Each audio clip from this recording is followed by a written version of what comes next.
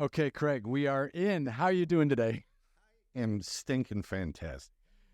I'm great. So you were saying on the way in, you were saying that there was only one name on my podcast list of people. Wrote some episodes of Thomas and Friends, for which I was head writer for. It's the latest iteration of the Thomas the Tank Engine. Mm-hmm. I like to think this iteration is more fun and less murder, because the early ones are like, I don't want to go to the scrapyard. Like, they're really morbid in my mind. But it's a kid show. Yeah. And he was the only one I know. Most people on your roster, it's such an eclectic group. I try to keep it really like a wide berth. Like we're in LA. I want to definitely talk to people who are making things like music, art, storytelling, television, everything. But then of course, like everyone has to come to LA at some time. So you end up meeting people who are doing PR for like a new TV show or PR for a book. And whether it's like, stories about the afterlife, these, people who are physics experts. Right. One guy created his entirely own philosophy for like how to deal with life and problems. Called Septemics. Like he the polymath? Yeah, the polymath guy. Yeah. I saw some of his and I was like, I'm not. It was 3 hours long and a lot went over my head, but he's so sweet but he's been doing this for like decades. Like he created his entirely own system for dealing with everything. And I just felt like it went way over my head too. Well, there is nothing that I have experienced that will go over your head. Well, that's good. That's you're laying the groundwork nice and smooth. It's all lower tier stuff that I'm going to be covering. So what do you want to know? What I am, I think, very different from most of the people. So how can I?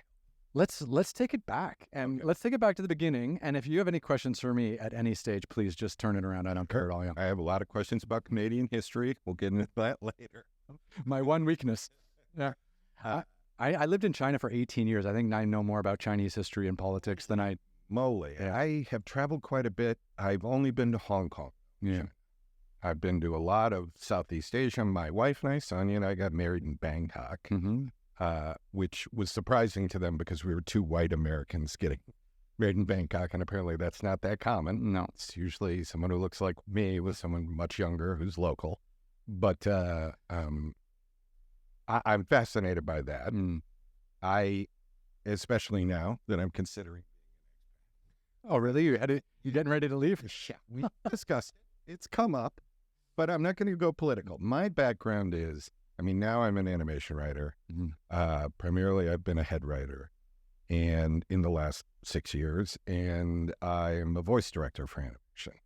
The way that I got there is my undergraduate degree was as. Oh wow! Where'd you study? I studied prestigious Indiana State University in Terre Haute, Indiana, not to be confused with the actually prestigious IU. Mm-hmm. But Indiana State has an excellent theater program, very hands-on.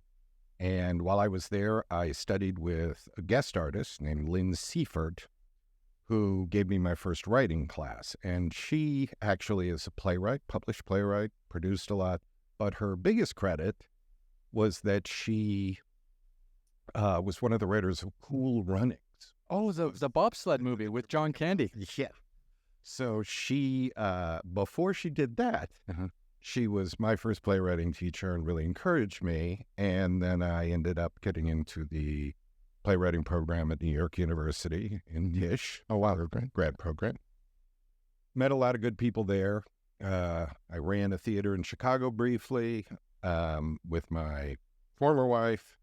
And then I moved back to New York and I hooked up with a theater company called Naked Angels. And I ran a reading series for them for a lot of years. And that's really when I started sort of my adult trajectory, was when I started doing this reading series and I got to know them.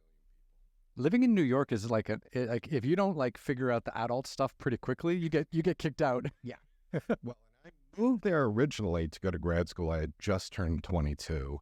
I was married. There was a lot to learn. And where I grew up in Indiana was actually on the south side of Chicago. So where I grew up was fairly urban.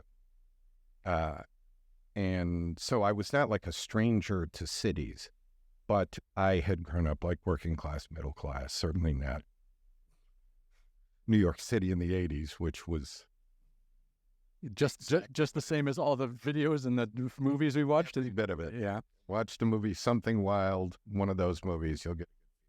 So in Indiana, like, were your parents into the arts? Like, how did you build this trajectory in your early days and in high school to then have the guts to study acting in university? It's funny. I didn't really have any trajectory. My mom was a public school teacher. My dad was a mechanical engineer and an MBA and worked at a power company. I didn't grow up around anyone in the arts, although my mother was into, like, when the traveling concerts would come or the traveling production of 1776, the musical came. She had a subscription to an arts program. We would go into the city pretty regularly, go to museums and stuff. But I acted in a play at church, and that was it. Yeah, people said I was good, and that was enough for me. Validation. That's how sad I am. No, that's the best. That's how it all starts. Well, and I can even remember coming out of the backstage area to where people was waiting something now, I've done a million times as an actor, a director, a writer. But that feeling of like people waiting, and it was like a Methodist church in Indiana, but I felt like a celebrity. Mm-hmm. And so I was bitten by the bug. And so I did that in high school. My parents wanted me to be a speech pathologist, which I sincerely can't really tell you exactly what that is. And isn't that like where people have stutters and stuff and they help you fix your stutters? Yeah. And it's stroke victims. It's about helping people correct interruptions in their fluid speech. But does that include Canadian accents? Dude, I'm sorry. Hey. I can't help. Huh? Hey. Yeah. No. We, Thomas and friends, we worked with the music department, which was Nelvana, in Canada. So all the people I worked with were Canadian. So it was relentlessly bashing the sorries and I can't even think of the other words. But regardless, that's how I ended up. I went to a high school summer camp, acting camp at Indiana State. The guy, Lou Hackelman, who ran it, just passed away a couple months ago, was just the best. And everybody who went to this program fell in love with him. A huge bunch of us ended up going to school at Indiana State because of him. And I also had a scholarship, academic scholarship, so it was a pretty easy choice for me to go there. And the part that was most important is it was such a good education for theater. It was so hands-on because it was, it's like something out of a Gladwell book, right? The smaller school where there's real focus on practical theater.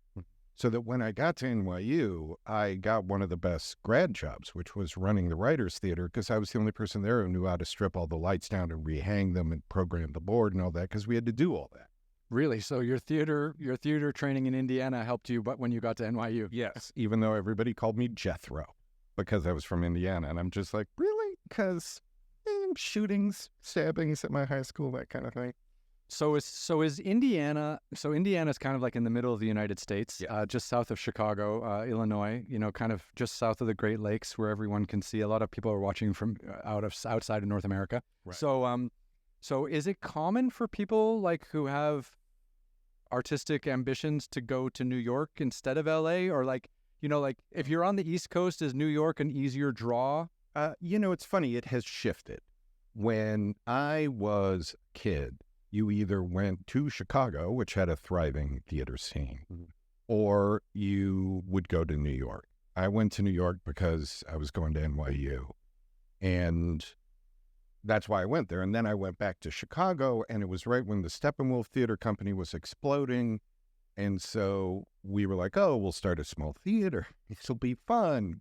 And, what I learned very quickly in Chicago was that there was like 150% increase in theater audiences, but there was like a 400% increase in small theater companies. So we were just, a face in the crowd there. So after doing that for a few years, I went back to New York. And I think the people to this day, I have friends who work in Minneapolis and work pretty steadily as another place. But it's really New York, LA, Chicago, maybe Minneapolis. That's it's a tough gig, isn't it? Yeah, it's the worst. It's I was fortunate. A few years ago, I won an Emmy, right, for writing for Arthur. And my agent at the time had retired. So I was literally walking around LA with an Emmy trying to get someone to hire me. And ever since then, I have worked on a number of successful shows. I was head writer on 2 successful shows. But whenever the shows end, it doesn't matter in show business that I have this resume or that I was fortunate enough to receive the highest honor given in my chosen field. You still have to go out.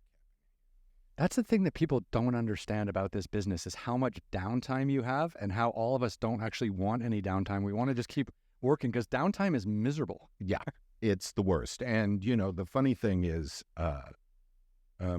I've had friends like through social media who were like Pete the Cat. We had this great cast on it. We did it for Amazon. Like Pete's mom and dad were played by Elvis Costello and Diana Krall.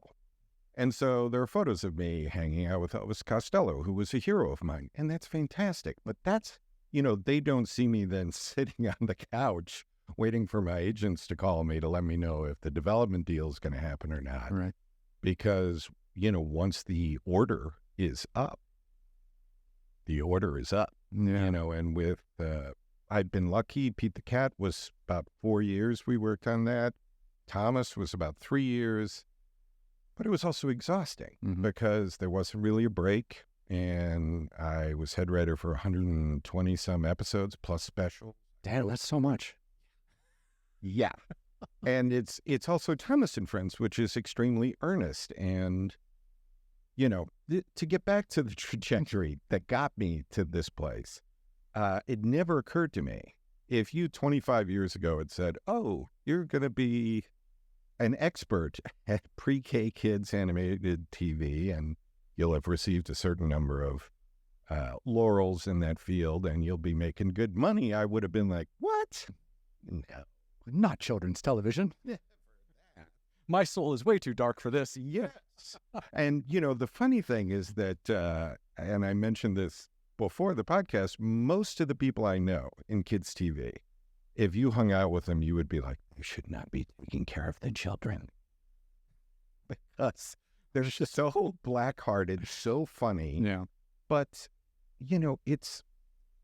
so I'm doing theater, right? I'm acting, I'm playwriting, I get the occasional writing gig, and I happen into directing theater. Is this in Chicago? This in New York. I directed some in Chicago, but the bigger, more visible stuff happened in New York, going all the way up to directing at the Atlantic Theater Company, which was Off Broadway. And that was a good way to be. Then I came out to LA. I directed quite a bit of theater out here, but I sort of hit the ceiling because, it's in New York, in LA, there's a half dozen people who direct most of the stuff. And the scene in LA is nothing compared to New York. I mean, like the theater scene out here is really strange because it seems like there's a lot of super talented, super ambitious people making great stuff, but no one goes to see it because there's just too much there's too much to do in New York as well, but I don't know, Broadway and Off Broadway has some real appeal. And out here, people just don't go. Well, the funny thing is when I first started coming out here, I was doing theater and I ended up directing actually live stuff for HBO. They used to have a theater on Seward near Melrose, which is now like an improv Olympic theater or something like that. But it was called the HBO Workspace. And so I directed stuff for them there, and I directed some stuff for the HBO U.S. Comedy Arts Comedy Festival in Aspen. And I worked there. First, I went there as an actor in a show. Then I went back 3 more times as a director, as a performer, and as a writer. Okay, hold on. For people who are out there, like director, actor, writer, 3 completely different jobs with 3 completely different, and you're doing all of them interchangeably? Yeah, because I'm gifted. There you go. No, well, it's funny because my mom taught me all about modesty too. Yes. I don't have to, both of my parents are gone. I don't have to be modest anymore, right? Nobody's checking me except my wife. After she hears this, will probably be like, talk less, listen more. That's what she's always, thank God, reminding me. Yeah. But the interesting thing is they all feed each other. Mm-hmm. I am now a much better actor than I was when I was studying acting from having been a director. I was a better director for having studied playwriting because I understood the structure of scenes. And I feel like they all sort of feed each other. These days, I'm almost solely a writer for animation. But then I was doing a little bit of everything. I wrote and directed something that was done there. I was at the same time acting in another production that was there. I directed a number of pieces that went there, a few of them for HBO for their development program. Mm-hmm. So that's how I came to LA. Mm-hmm. Some plays of mine were done in an event at that theater, HBO Workspace, like new writers thing, even though I was probably in my 30s by the time I was discovered as a new writer. Yeah. But there came a time after a pretty good 10-year period where I was directing a lot of theater. I was writing stuff. I wrote a movie for Edward Burns. I did some TV development stuff. What happened to Eddie Burns? He made some great movies. You remember that? Oh, yeah. Yeah. That was when I worked for him, was at the end of the 90s. And when he first started dating his now wife, Christy Turlington, he came to a play I had written in LA and hired me to write a project for him. And he ended up doing other projects, so it never quite got off the ground for me. But he was he's a great guy, Mm-hmm. and was a great lesson in how you write a movie, because I'd never done it before. Mm-hmm. So I was doing all that kind of stuff, and then it just sort of dried up, and I was working in a bank file room in El Segundo, and my oldest friend in the world, grew up with him in Indiana, is a guy named Andy Yerkes, and Andy was a very successful kids writer. His biggest thing was he was the head writer for Bear in the Big Blue House for Disney, which was a huge show for them. And so he was head writing a couple of shows at the same time, Word World and Mama Mirabelle's Home Movies. And so he basically was like, he's like my brother. So he was like, look, if you suck at this, then you suck at it, and I'll give you the one you'll get paid, and that's it. If you don't suck, I'll give you more. And it turned out I had a natural facility for it. I'm just going to say it. I feel like I keep looking into the camera, which is like... You can do that, yeah. But you can, but you just look at me. It's okay. But if you want to talk to the audience, that's your camera. So yeah. It's just so verboten for actors. It's like I directed a film, and there was a scene where extras were leaving, and there was one woman that every time was like, look, as she went by, and I finally was like, you go that way. Tell her to go that way. Anyway, so I had a facility for it. And so I ended up writing a bunch of shows for him. My wife, Sonia, spoke up for me at a dinner party that I was not at when she heard a writer mention that he was the head writer for Arthur. And it turned out he and I had worked together on a couple of the shows for Andy. And his wife, Kuzi Cram, was a writer I had sponsored at the reading series I ran for many years in New York, Tuesdays at 9. So he called me the next day, and I was like, well, I'll send you stuff. And he was like, nah, I'll just give you a couple. So I ended up writing, I think, 5 for him, and that's how I ended up being, it was a freelance staff. That's how I ended up being nominated for the Emmy. And that's the thing that, substantially changed.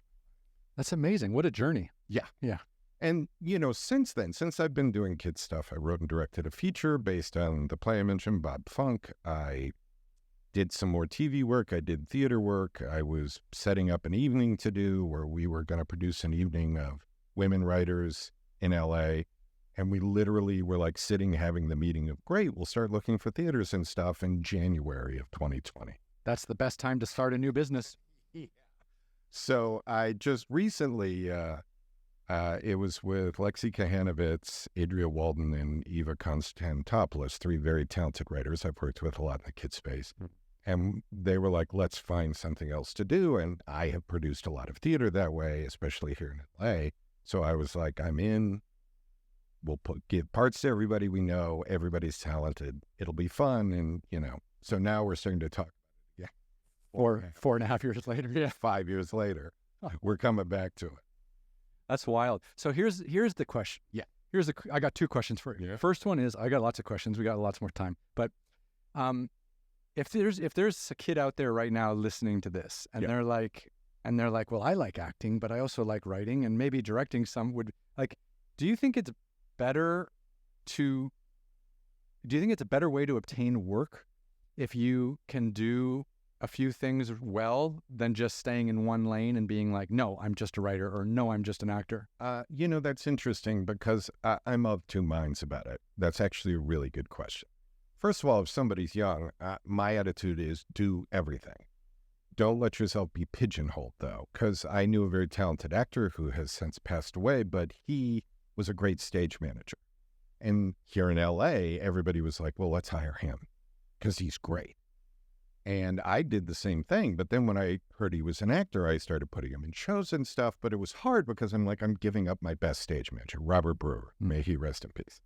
And so he had gotten pigeonholed because he had this skill. He could run a show. He could run the light board. He could keep things moving in a 99-seat theater. And that was a gift, right? So, but I would say to the young actor, the more you can do, like at NYU, the fact that I knew how to do things on the tech side are what gave me the cushy job and keys to the writer's theater so I could rehearse my own stuff there. I could do all kinds of things because I had this eclectic background. I feel like, the flip side of that is that people, there have been times where, like, I directed a play off Broadway about basketball called Joe Fearless, and we had some great reviews. We were kind of a darling of the summer. Right at the same time, I was writing something for Edward Burns and developing another project. So it became that I was back and forth, New York, LA. I was sort of becoming the jack of all trades, master of none. Because if I had just focused on my sort of successes with the play, I might have been able to turn that into something. But instead, I was also focusing on the other coast on writing stuff. So it was like a feast phase followed by famine because I didn't focus enough on either. That's interesting because a lot of people, I think, do that. Like they're hungry for work and they try to take on everything. And like you said, they become like a jack of all trades, but a master of none. And like if you try to take on everything and you're doing bits and pieces on 3 or 4 different things, maybe none of them come to fruition. And then you're stuck in the same place you were before you took on 4 really difficult things, right? Like it's hard because so what I do is I produce and I direct and I host my own shows. Right. And I do that because like I really crave authenticity, and I really think like maybe independent production is the only way to really get that nowadays in television, because I think a lot of the reality-based stuff is a little bit too much. But my life would be so much easier if I just focused on the hosting, which is like the mountain climbing and doing all this stuff on camera without having to also worry about all this stuff behind the scenes. Right. But it wouldn't. But I kind of come to terms with doing everything because nothing would get off the ground if I didn't do everything. But you can hire people to do that too, and I haven't been able to like let go of that control, I guess, and I think it's hindered me indefinitely in some places. Well, I can tell you that when I was doing a lot of theater out here, I had a partner, Michelle Remsen. She and I had a company called the Stevedore Confederacy that we did what we called theater parties, where it'd be like 6 to 8 new short plays. We would have all these great actors, all these great writers, all these great directors. We would give away wine. We'd only charge $10, and we would pack the house for 3 shows, and that was it. And we had a lot of success with that, and we weren't losing money because it's easy to pack a show when you're only doing 3 nights and you have all this talent. But we were the same way. We did everything. She's a great producer, but also a writer, also an actor. And so we were acting in stuff, we were writing stuff, we were directing stuff, producing, and it's exhausting. And I totally understand the sort of, if you're truly a creative person, there is an urge to control, to hold on to all of it, right? So I don't know what the answer to that is. When I look back at my life, I do wish I had known somebody. You know what I mean? When I did jump into the river of money that is Hollywood through kids' TV eventually, it was because of who I knew. Now, I had to have the skills to deliver on that. But he's my best friend. He's like my brother. He gave me a job. So my thing would be to the young person, do the thing that gives you the most joy. If that means doing all three of them, great, but you have to foster strong relationships. I feel like, and my wife and I talk about this all the time, there is this vibe in show business that someone else's success is my failure. And we don't celebrate each other. People, when I won an Emmy, somebody commented on Facebook, "Oh, you won a Creative Arts Daytime Emmy." Like they were trying to bring that shit down a few notches. Fuck I was them. like, yeah, well, my attitude was like, yeah, and how many nominations for any kind of Emmy ever anywhere have you had? Yeah. So it was like, it was just this, and it was a lovely guy. It was like this subconscious urge to shit on somebody else doing well. That's what this town's all about, though. Yeah. Yeah. And that's the problem. That's why I stayed out of here for so long. Yeah, dude. Dubai, it's hot, but it's more pleasant. Well, there's yeah. So I mean, I lived in China till 2018, and then I was traveling so much globally that I needed to move to like a place like Dubai or Qatar because I needed to be like in the middle of the world, and I could have like direct flights everywhere. Because getting in and out of China to film in like South America or parts of Africa was a nightmare. And after 18 years, I also felt like my storytelling and the thing that I went to China to do, I had done. So I was like ready to move on. But there's no work there. It's just like, just nice hotels and a great airline, right? And you're just in and out. So I would come in, sleep for 5 days, work out at the gym, go to the pool, and then fly away somewhere else. So that's, I just want to say for the record, I've been to 49 states, Mr. Travel. It's not bad. Wow. Listen, see now, I want to start asking you questions. Yeah, go ahead. Yeah. How do you end up in that line of work? What is the thing? What was the moment? Because like I know the moment that got me into kids' TV, and I know the moments where people elevated me so that I could continue to rise based on personal relationships and the fact that I'm actually good at this, right? How do you become a mountain climbing adventure host? What's your advice to the kid who wants to be the next mountain climbing adventure host? I mean, how do you get that gig? Get ready to lose all your friends.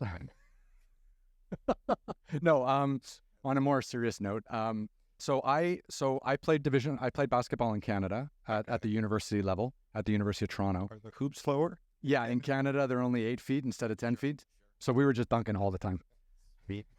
So I felt like LeBron and Jordan out there, but no. So I played basketball, and my father was an Olympian, so I had Olympic ambitions. But I don't know if I just chose the wrong sport or whatever. But anyways, I played a great 4 years. I loved the game. I loved my teammates, my coaches, but I wasn't good enough to move on to the Olympic team or even professionally. So at 22, the only thing I knew how to do from the age of 8 or 7 or whenever I first started playing organized basketball, from like 7 to 22, the only thing I knew how to do was gone. Wow. Yeah, so that's a real like wake up moment. Yeah, that's heavy. Well, because like school was interesting. Like I studied international politics in university and things like that, and it was interesting. But I was only there to play basketball. Yeah. I mean, I got good grades and I handed in everything and whatever. But school was there for basketball. So then I was just like, well, basketball is gone. So what does life mean now? Right. And I kind of went into this depressing kind of funk and didn't know really what I wanted to do. So I had taken a class on Chinese history and politics in university, which was part of like the overseas international relations program. So, and I loved it. And I just was like, well, I'm 22. I played basketball my whole life. Like, I need to start my life in a totally different direction. And why not do it in the most opposite place in the world that I could think of, which was China compared to Canada. So at 22, I just moved to China and kind of went for it. Now, the funny thing is when I was in China, all of it. So the thing about playing basketball or any sport at a high level is you are not a well diversified human being. Like you do one thing 6 or 8 hours a day, and that's it, right? And when you're not doing that, you're recovering from that, or you're in the physio room for that, or whatever. So you do one thing for like 15 years, and then someone takes it away from you and says, "Nope, you're done." And you don't know how to do anything else, right. And you don't even know what else you like. So I had to go to China and not play basketball for 4, 5, 6 months in order to like figure out what was next and like to figure out who I was and what my life could be without playing sports. And I came across writing and photography and I fell in love with it. Like all of a sudden, like something exploded inside of me creatively that I had no idea even existed because I had suppressed everything else in my life. So I started doing that, and then I worked my way up to working for Time, Newsweek, the New York Times, Wall Street Journal. I've heard of some of those publications. Well, because we're old. I mean, like the young people don't know shit because these magazines don't exist anymore. Yeah. People get their news on TikTok now, which clearly is not helpful. So disturbing. But so I started doing that, and I loved it, and I got a chance to like document China and do stories that were on the front page of the New York Times. They were like changing policy. So I was like a real China hand. Like I really loved it, and I loved exploring that country. And then in 2008, Lehman Brothers collapses. We have a great financial crisis. Millions of people, become financially destroyed. People lose their homes. But one of the side actions of the financial crisis was the print publishing industry also completely fell apart. So the New York Times, all these beautiful magazines I used to work for, the newspapers and magazines, they couldn't pay anymore. And they hadn't figured out their digital model. And of course, all the classified ads had gone digital, which was their main income earner. Like before, like people don't understand. You guys don't understand. In like 1995, if you wanted to buy a car, a used car, you went into the New York Times classified ads because someone had paid $100 or $300 to put a classified ad in the Sunday paper. And then that income then went online, Craigslist or whatever the hell people use nowadays. But all that was gone. So all the money fell apart, and they didn't have their digital models in place for making any money. So the salary for all the freelancers just fell by the wayside, and even staffers had to take like reductions in full-time salaries just to keep the paper afloat. So it was a mess. And I was just like, well, I want to keep traveling. I want to keep exploring. I want to keep talking to people. And I'm going to do this through television. So I just figured out how to make TV. And that's also like a podcast onto its own. Like I wanted to ride a motorcycle around China to really show people what China really looks like, because I felt like even in the work I was doing as a journalist, people weren't getting the full vision of what China was. Right. Because a lot of the stories were politically motivated or they were economically motivated in a certain light. And I was just like, well, China is that, but it's also much more. So let's expand the conversation. Maybe the best way to do that is to make a 6-part TV show riding around China. My brother came along with me, helped me kind of come up with the idea. And then we did this 65-day motorcycle trip all around China. We set a Guinness World Record for the longest motorcycle trip in one country. We made a 6-part TV series. But it was but we didn't have a buyer, so we financed it ourselves. So we had to put in our own money, and then we eventually got an agent who sold it to Travel Channel, and that's like the beginning of it all. And then after that, I did another motorcycle trip, and then I didn't want to get pigeonholed as a motorcycle guy, and then I started climbing mountains because that was like a pastime of mine. Because I was living in Shanghai. It's like 30 million people. So anytime I had like a holiday or the writers I was working with were going home, I would go out to like Tibet and all these really beautiful mountainous areas. And I would go hiking for like 10, 12 days by myself with a guide, and a cook and some donkeys. And we would just go out into the wild, and it was so beautiful. I was like, I should make a show about that. And then I also started doing that. And then that was when we started like climbing high mountains, walking across deserts. But it all started just because my brother and I kind of chipped in, and did that first motorcycle tour around China, and then we were lucky enough to get that distribution, and then that kind of kicked off everything. Well, see, that to me is a show business story. I feel compelled to say once again that I have been to 49 states and Canada and Mexico and about 20 other countries, but nothing like this. Mm-hmm. But what you did is, the quality that I think we have in common is self-starter. Mm-hmm. That when I didn't have stuff to do, I borrowed a couple $1,000 from my dad and put up plays in LA. Mm-hmm. And then they started funding themselves, right? Because I wanted to be working and I wanted to create. And those led to other relationships, some of which are like, I got into animation the weirdest way because one of my closest friends, actor, great creative talent, Michael Campbell, he and I were roommates, and he was approached by a friend at Film Roman about creating an animated short film for adults, animated shorts, not film, I'm sorry, for original content animated website that they were developing 25 years ago when nobody was doing. Wow, that's forethought. Yes. It was like the problem was it ended up crashing simply because DSL was just showing up. And the kids are like, what's DSL? And it's like, well, it's the thing that got you away from the patang dial-up, right? And so a lot of people were trying to watch an animation website on dial-up, which means it could take 10 minutes to download enough content to start the short. But we did this thing that was called Sexual Cinema and Review. Kathy Schneider Mizrahi was our executive there, now one of my very good friends, my wife's best friend. Love her. She and a woman named Daryl Barbieri were putting the show together at Film Roman, which is an animation house that did like The Simpsons, King of the Hill. Like they're big. That's huge. Yeah. Yeah. And it was called Level 13. And the show was about an elderly Englishman, gentleman who reviews pornography as if it's art. So we came up with Sexual Cinema and Review. We created a character. I did the voice of the guy. Michael and I wrote them together. He directed them. He did a couple small voices here and there. And we reviewed porn in a comic way for this web series. And this was before Seth MacFarlane. Yeah. Oh, yeah. The first one we did, they used our audition as the first episode, and it was called Indiana Jones and the Black Hole of Mammoo. Jesus Christ. Yeah. We picked the movies like Cornhole Armageddon, which was just as hilariously bad as you would imagine, but we picked them based on the title. You know, Orgy for World Peace, Interracial Sausage Party was a very popular one, except I think we did Interracial Sausage Party 2 because we couldn't get the original. But so that's sort of how I got into animation, but, you know, you just sort of have to take whatever comes your way. And the way that we got this was he knew somebody. And then through this, I ended up doing a guest spot on a podcast called The Brian and Jill Show, which was Brian Phelps from the Mark and Brian Morning Drive, and Jill Whalen, who was a child actress whom you would recognize immediately from your childhood. She was on Love Boat. She was in the movie Airplane. Like, she was everywhere as a kid.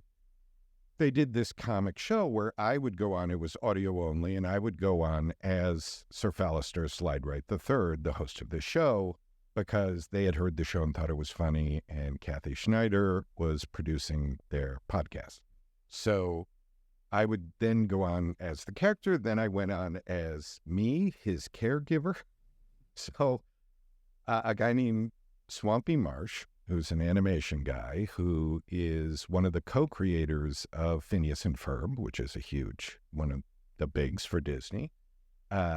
He heard the show and thought I was funny, and he hired me to be his head writer on Pete the Cat. That's fantastic. Well, that's what I'm saying. You never know where it's going to come from, which is why I'm like, don't be afraid to be a self-starter. Don't be afraid to do the shit job. As long as you don't let them pigeonhole you in that shit job, and be nice. Because the people hire me to do these things because obviously I'm a genius, but because I don't bring my ego to it. I have an enormous ego, but I don't bring it to this stuff.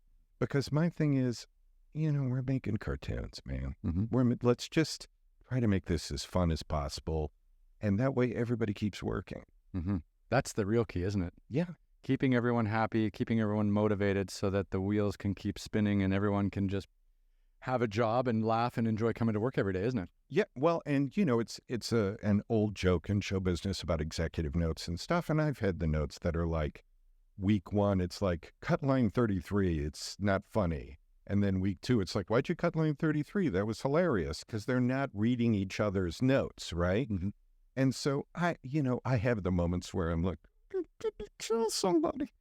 But my job is to please them. That's my job. So I can't carry around the weight.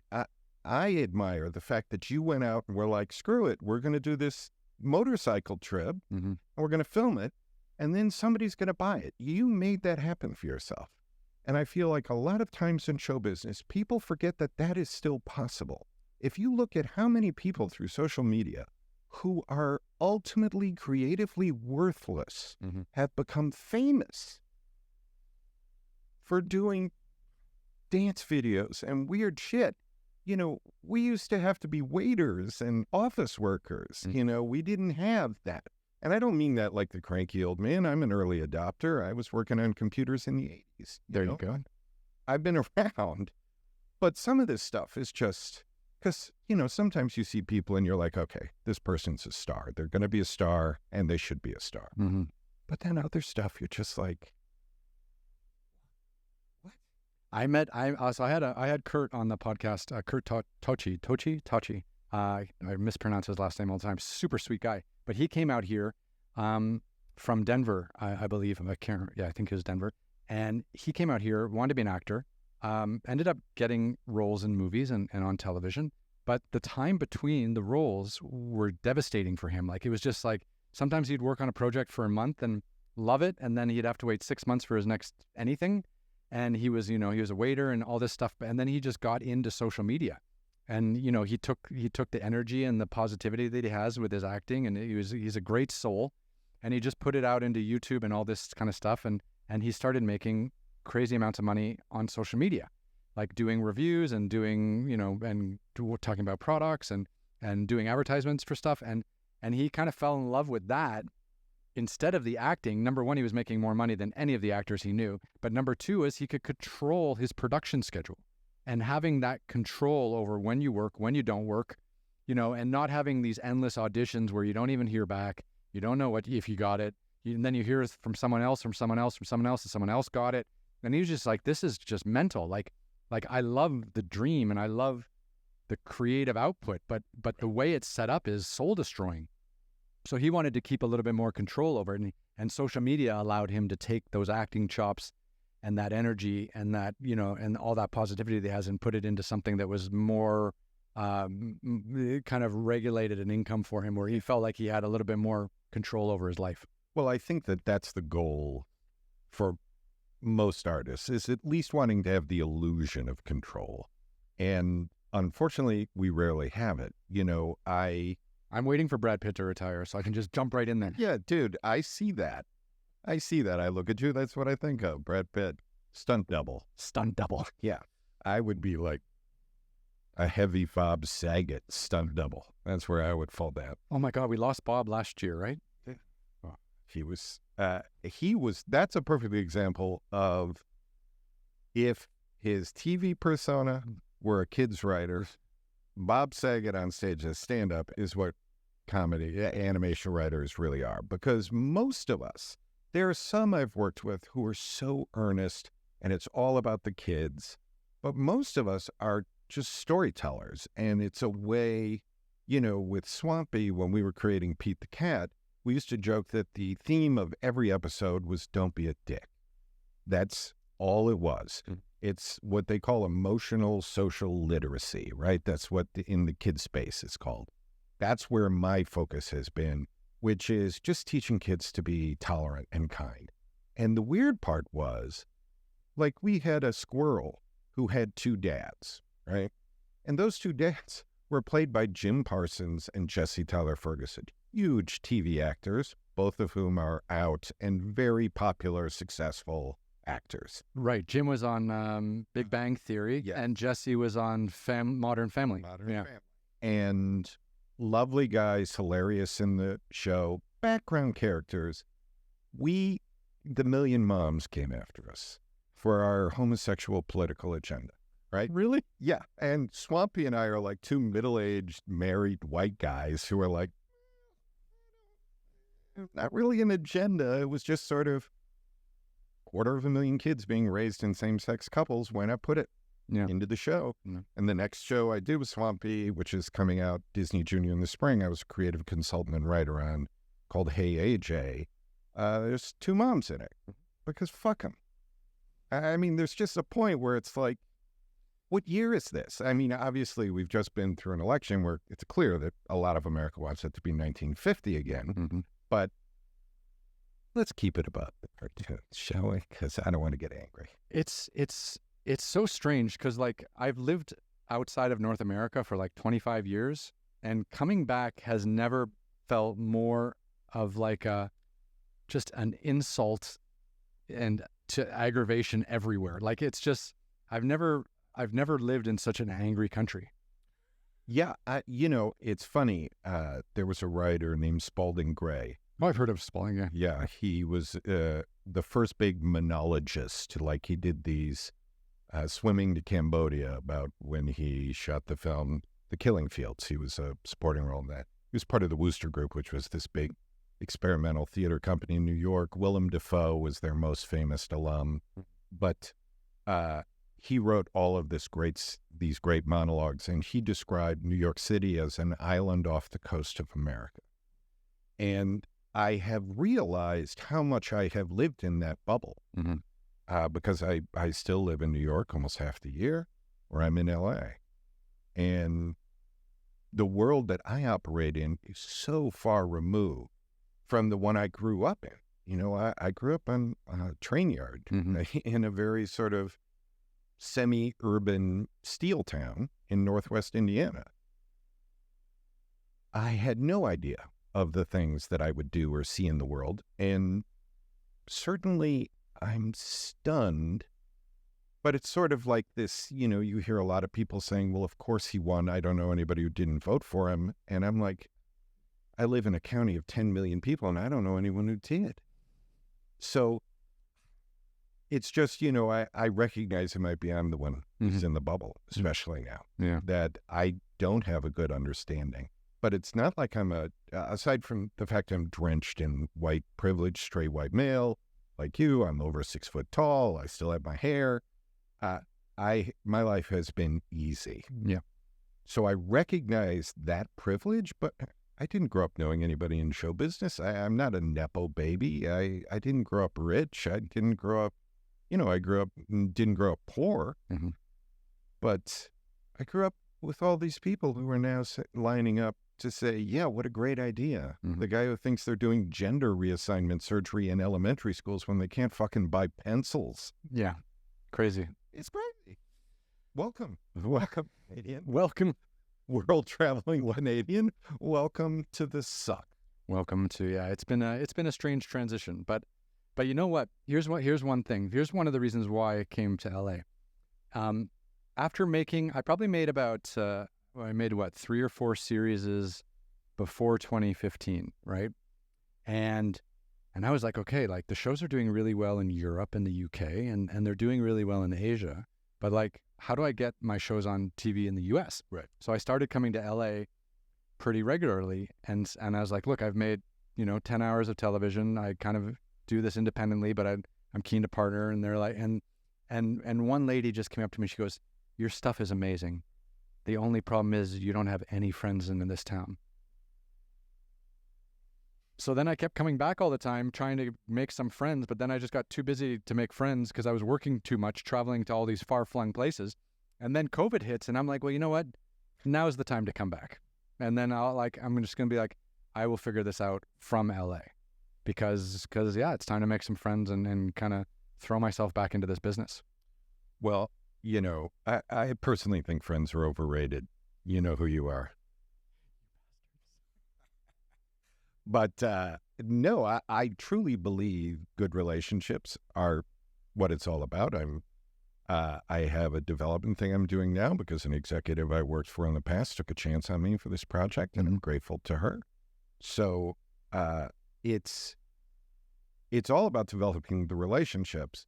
But, the flip side of that is the incredible struggle that we have to go through every time, whether you have the relationships or not. And I think that's the thing, why I say you should be nice, because, I knew people who thought they were doing great, and then it turned to shit on them. And because they hadn't been terribly nice, it's the old joke of, the people you're going to pass on your way back down. I've seen that happen. And I'm a late bloomer. When my wife and I first got married was right about when the economy collapsed. She supported me because I tried to go back into the workforce, and it had so dramatically shifted in New York City, work that I'd been doing like 8-10 years before and making almost $30 an hour. They were like starting me at like $13.50. And so she was a union bartender and she taught spinning, and she was like, I will carry the weight. Focus on the animated TV. I think you can make money. Mm-hmm. And eventually that became true. But if I hadn't had her supporting me, and so you see why kids who come from wealthy families, and I've worked with those kids who never had to work and have no understanding of what it is to earn something. And I don't mean that in a cavalier way. It's not their fault they're rich. I mean it in like this feeling of like knowing you got something. When you sold your show, it was because you did a great fucking job, right? Nobody can say anything, but you and your brother created this show with your own money, riding around China on motorcycles. Nobody can be like, well, I think he's Ernie Pyle's cousin, isn't he? I'm very vindictive, and I did get a lot of Gomer Pyle jokes and things like that. But I'm very like what I'll do is like I love the best thing is like when you pitch a television show back in the day. They don't do this anymore, but back in the day when you used to pitch a TV show, they used to write a letter on letterhead, signed, and email it back to you saying like why they didn't take your show. Like it was like very official, right? And I kept all of those and printed all of those rejection letters up, and I put them in my office. And I was just like, fuck you, fuck you, fuck you, fuck you. Because then we did it, and then we did it again, and then we did it again, and then I made 50 hours of TV shows in a decade, and all adventure stuff. So, it was very involved, very physical, very dangerous in some cases. And we went out and we did it. And the funny thing is, 10 years later, none of those potential partners have ever come back and even tried to work with me, which is also very strange. So I feel like now I'm just in this like independent adventure TV zone, and I'm not even trying to like pitch stuff. Like all I need to do is like raise money. That was the other thing I figured out how to do. I figured I could make whatever I want and distribute it pretty much as widely as I want if I could raise my own money. Because if I don't need the TV broadcaster's money, then I don't have to listen to them say no to me. And then I also don't have to listen to them say yes and then just ride me into the ground on notes and everything else like that. Because at this stage, I kind of have my own audience. Right. So they know what they're getting. And, right. And like if you've done 20 episodes of Extreme Treks, which is what I've done, like they know what the 21st episode is going to be like, and they're waiting for it. Right. So cake bake. Yeah. So I don't have to listen to a producer saying like, oh my God, at minute 36, you should like lose your donkey with all your gear on it. So you have to like sleep outside with nothing. Like, and I'm like, well, no, because it didn't happen. Like we shoot the way things actually happen. And, and that was like a complete shock. Well, that's it's gratifying to hear that, because I have said for years, if you look at, first of all, I keep what I call the big book of petty grievances. Do you have one? Yeah. It's like with a quill and like you're writing, and it's like an elaborate process. Straight out of Harry Potter. Yeah. And every year on my birthday, if you don't wish me happy birthday on Facebook, you go into the Facebook happy birthday. Oh my God. Hundreds of them. Thank you. Like, yeah. Thank you. But yeah, hundreds of them. Who are we kidding? Maybe 100 out of the 1,500 people, right? But the thing that I have said forever is, if you look at the very best in film and television, the creatives are in charge. Mm-hmm. Modern Family is a great example. Even Friends, Seinfeld, those were all creatives who were running the shows. Mm-hmm. They kept the money separate from the creative. They let the creative people make the decisions, and they trusted the creative people to deliver. That's true of Mad Men, Breaking Bad, pretty much Downton Abbey. Any show that is hugely successful, you don't see the greasy thumbprint of an executive all over it. Mm-hmm. And that's not to diss executives. The best ones, I've worked with some amazing ones, know how to do their job and also know when to say, I'll defer to you. You're the creative.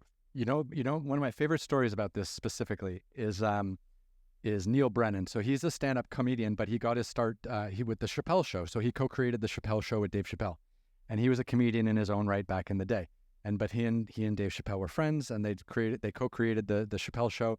And Neil was a writer, and then I think also a producer. And then Dave Chappelle was obviously the star in every skit, and rightly so.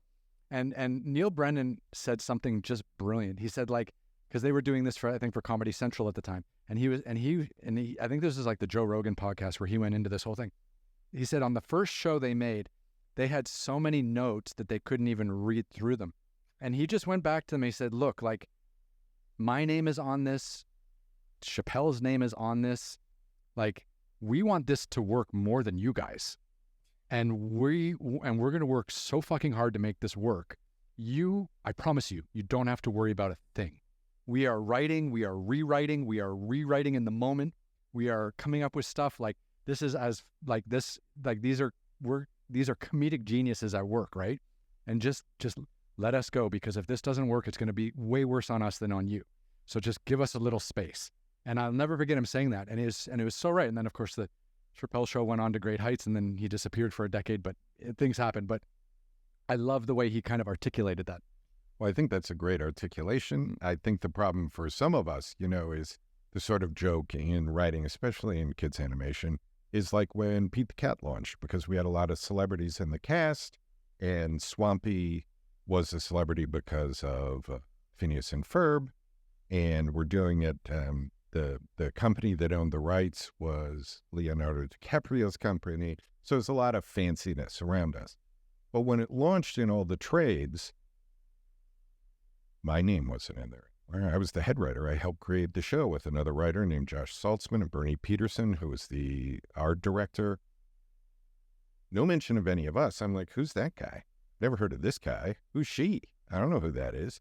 Now, it's one thing if it's like Laura Lancaster, who was the president of Alcon TV at the time. Of course her name's going to be there. She's the president, and she's amazing, right? She's one of the amazing executives. But then I'm like, these are bean counters. They're talking about bean counters in a creative endeavor. Mm-hmm. They're not talking about the people who are drawing it or writing it, aside from Swampy. He was the only creative mention. Mm. And that is always the case, especially in animation. We have, when we were nominated for some award for Thomas, there was no mention of me. And that's okay. I mean, I can live with that. I don't need that. But the long list of people who are mentioned, I'm just like, they weren't in the writer's room. No. And that's the thing is that, and because of that, we don't have the cachet to say my name goes on. My name is on every episode with Thomas. I was the executive story editor, which is in animation is the head writer title. Story editor in Writers Guild is a lesser title. It's like a elevated staff writer, but in Animation Guild, that's the top writer in the room, right? So I'm on every episode no matter what. So I don't need extra credits there, but it would be nice occasionally that when they're like, oh my gosh, this show's really good, for them to say, oh, and by the way, here's the people. So when we won this award for Thomas, this Collision Award, a new award they were given for animation and stuff, I listed all of the freelance writers on LinkedIn because I'm like, here's the thing. There's a lot of episodes, so I'm listing dozens of writers, and I'm like, if I missed you, let me know, and I'll add you to the list, because nobody ever mentions the writers. And no one, and that's the thing. It's like, if you're going to get your next job and your next job and your next job, people need to know what you worked on. Yeah. And this is the thing. Seinfeld, for example. Oh my God. Don't get me started on Larry David. I love that man. Hilarious. An old friend from the theater world is Mocha Joe. Severio Guerra is someone I have known forever who played Mocha Joe on that show. So I'm right there watching the show. But Larry David, Seinfeld, who else wrote that show? I think it was all Larry. Yeah. No, I mean, clearly not, but that's the thing. Yeah. Nobody knows. And these were hilarious joke writers. I couldn't tell you who they were, but there were probably dozens of them. Same with Modern Family. A couple of the people, someone I sort of knew from NYU was there. A guy I knew from the theater was like a supervising producer for a while there. But nope. Nobody talks about the writers. And, we're also the bottom of the pay scale. We're at the bottom of everything. And I have no complaints. I have done just fine in this business. In the end, I didn't make any money till I was 50. But since then, I've done just fine. Yeah. And I'm married to somebody who's very good with money. So I'm fine. And I have no concerns. But it is a little weird that the core creative process, just like you and your brother, creating that show and making it, you were the writer of the show. And by the way, do you know who Ernie Pyle is when I asked you about that? Yeah, he is the TV. There was a TV. It was a TV show, right? The World War II. He was the original war correspondent. Right. He died in combat in 1945, and he's from Indiana. Oh, really? Yeah. He's from a small town in Indiana that my great-grandparents were from. My grandmother was born in. Indiana. So he's not related to me, because I did a check on that, because he was a photographer as well, I think, and he had like won a Pulitzer, I think, at one stage. And he won a Pulitzer and a bunch of other prizes, and then he was shot I believe in Japan, but he was, like you, all over the world. So you might say, oh yeah, that was my great uncle Ernie, Tane, Indiana, before the family moved to Canada. There you go. No connection. We did. I remember I did that deep dive at one stage. Yeah. Well, I figured if you were a journalist, it's worth asking. Yeah. That's from the state of Indiana. I think that's about it. Me and Ernie Pyle. That's about it. Oh, I'm sorry, Michael Jackson and David Letterman, but that's it. Oh, Letterman. Come on. When I was at NYU, all of the undergrad writers that wrote comedy, I called them the children of Letterman, because they all had that sort of wacky, sideways style that he created that we had never seen before. And they were all so influenced by it. And all I could think, literally, because I grew up in a fairly strict household, was your parents let you stay up that late? At 11? Yeah, but you're only 18. When did you start watching this show? I remember when I started watching Saturday Night Live. That blew my fucking mind. You know, it's funny. I am so old. When I started watching it, I thought it was boring at first. Oh, really? Yeah, because I was watching like the first season, right? I was a kid. I was little. And I wanted to stay up and watch it because my older brother watched it, but I also had to do my paper routes. And so I'm like torn, and then I had to go to church for 3 hours. But it was like Paul Simon was the host, and then like Buck Henry was doing, it was like the really early days. Then when Eddie Murphy came along, I was like, that guy reinvented what I thought of as funny. And then when he did Delirious, his stand-up show, maybe the best still. Some of it is horribly not PC anymore. The cancel culture would take him to task for a lot of it. And I feel like if it's genuinely funny, at some point we have to put our wokeness on pause. I probably watched the video of that Delirious and Raw by Eddie Murphy at a way too young age. Oh, well, Delirious, I still tell the joke that he tells for white people to tell their friends after they see the show so they don't fuck up his jokes. Bear and a rabbit are taking a shit in the woods. Bear turns to the rabbit and says, do you have trouble with shit sticking to your fur? Rabbit says, no. So the bear wiped his ass with the rabbit. It's a great joke. It's a great joke. And I still tell that joke because of it. And I probably watched that 100 times. And I'm going to be honest, I was probably stoned. You got it. That's the best. So, okay. So back to cartoon. Back to you. You're in you're in New York. Yeah. Okay, so you're in New York, you go back to Chicago, then you go back to New York, you're doing theater. What triggered you to move to Los Angeles? Because everyone in this town has a good, what the hell, why did I move to LA story? Okay, so mine was, I was part of this new writers thing I mentioned at the HBO Workspace. It was a series of monologues I'd written. So I was in New York. I had written it in New York, and I was invited to come to the HBO Workspace in LA and see my show put out. Oh, okay. So that's nice. So you were invited to come out. You didn't just come out here like New York sucks, I need to make it in LA. I was invited. I had somewhere to go. I had just gotten over pneumonia because I had quit smoking and promptly got pneumonia. Yeah. And this was almost 30 years ago now. I was young.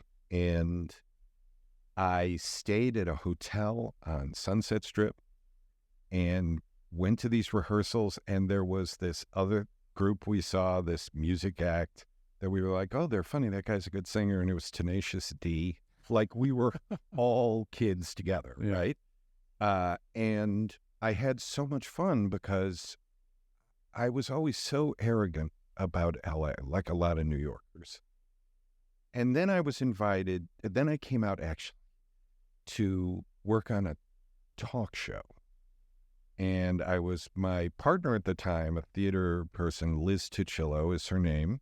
She's best known for having co-written the book, He's Just Not That Into You. Oh. Which was also a big movie. Yes. Yeah. And at that time, though, she and I were doing theater together. I had acted in a play of hers. I directed a play. She wrote the basketball play that I directed off Broadway that you could have been in. I auditioned for you 3 times. I got 2 callbacks. You just left me. We just didn't, it was the Canadian rules basketball. We just didn't trust it. Hey, basketball was invented by James Naismith, a Canadian. Sure. If you want to run with that, you go right ahead. That's all I got.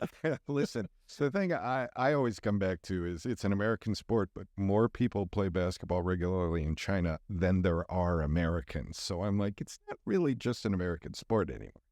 But so Liz and I were hired as comedy producers for this talk show called The Arthel and Fred Show. It was a daytime talk show. Fred Rogan, who's the KNBC sports guy for many years, did the Olympics, all sorts of stuff. And Arthel Neville is a beautiful talk show host. She was a startup anchor on Extra, and she's Art Neville of the Neville brothers, was her dad. So we came to LA to do that show and got to work with like guests on the show like Phyllis Diller and like Shaquille O'Neal. Like there were all these fun things we got to do, but it was terrible. It was a terrible talk show. But I spent 6 months in LA with a paycheck. And that's it? And I was like, and it was into the winter. And I was just like, what? Why would I go back to winter? Never experienced warm weather in the winter. And then a friend said, Michelle Remsen said to me, who I produced a lot of theater with eventually, was like, hey, we might do an evening. So I came back out to do the evening. And then I came to do another. And then my friend Michael was like, I have an extra bedroom, rent's cheap, stay with me. So I ended up being bi-coastal for a lot of years. My apartment in New York, I lived with a girl at the time, and we had rent control, so I could afford it, right? So I ended up doing a lot of theater, and then when the young lady and I parted company and I didn't have a place to go in New York, I just stayed in LA and was doing theater and did my play out here. We got nominated, the play and the lead actor got nominated for an Ovation Award, which are like the LA Tonys. And Ed Burns hired me to do something. I did a TV project for a TV actress, and that was it? Suddenly, yeah. And it was suddenly for the first time, I started with paper out when I was like 10. I had one of those. Yeah. So I had not worked all my life. I worked my way through college. I did theater jobs in the summer, a lot of which was grunt work. I immediately started working in an office when I got my master's at NYU. I just suddenly was like, had a few month period where I had a little money in the bank, right? So I did absolutely nothing for a couple of months until I had to. And then I started doing a lot of theater. How magical is it being in LA in the wintertime and just having the sunshine every goddamn day? Remarkable. Even when during my very first winter, there were like 2 weeks of rain nonstop, and I was furious about it. But then when the rain stopped and I went outside and I'm like looking at snow-peaked mountains to the east, and I could drive to the beach, the whole thing of you can go skiing in the morning or surfing in the morning and skiing at night in LA. I was just blown away by it. And also, New York is the better city because it's a city. A proper city. Yeah. But LA's easier, man. And it's the weather. People are nicer. My friends in New York are like, that's a little bullshit. And I'm like, no, it's easier to be here. So when the first time you check out at Ralph's and the person is like, do you find everything you need? The first time that happens for New Yorkers, we're like, how is that your business? How dare you? Because we don't realize they're just Well, the sun shines every day, and that is not to be taken lightly, because that really does change the mood of every single person living in this town. We had a particularly warm Christmas a few years ago, and I called my mom and dad, and it was 80 degrees warmer in LA than it was in Indiana. 80's a lot. Degrees. Yeah. So I was like, well, we're literally going to go to the beach on Christmas. So if you're able to get the car started, go to church, do whatever.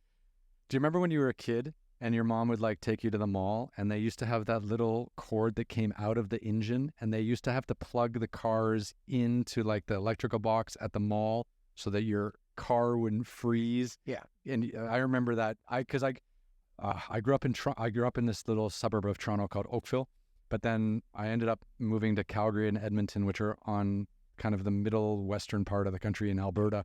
And there it's like minus 40 degrees Celsius in the winter, which is also minus 40 degrees Fahrenheit. That's where the two line up. But my mom was like, how do you raise children in minus 40? And she keeps telling these stories about how like clothes we had to wear and how you had to plug in the car and like all the chaos. Oh yeah. Yeah. My dad, the mechanical engineer, used to put what they called a worry light, one of those just regular lights, under the hood of the car. And leave it on all night because the light from the light bulb was enough to keep the engine from freezing. I did deliver my paper out once when the temperature, we had one of those, now they have a name for it, like polar vortex or something. But where I grew up was right at, I call it the penile tip of Lake Michigan, like right down at the dangly part of the lake. So we would get this weather that would come straight down the lake to us from the Great White North. And it was negative 40 Fahrenheit, and the wind chill was negative 80. That's so crazy. My dad, who was very much like, he was the sweetest man in the world, but he was also like, it's your job. You have to do it. When I got up to do my papers that morning, my dad was already up, and he's like, I'm going to drive because it's too cold. As you come back with like two fingers. Because as soon as I walked outside to go to the car, my eye fluid started freezing. Yeah. Like your eyes become gummy, your nose becomes lined with sticks. It's just, so now my wife is like, well, let's go back because we have a place in New York. And she's like, let's go back to New York for Christmas. And I'm like, great, super great. Well, come on, Christmas in New York is still a thing. I mean, we've all seen Home Alone. Yeah. Well, and it truly is. And where we live on the Upper West Side.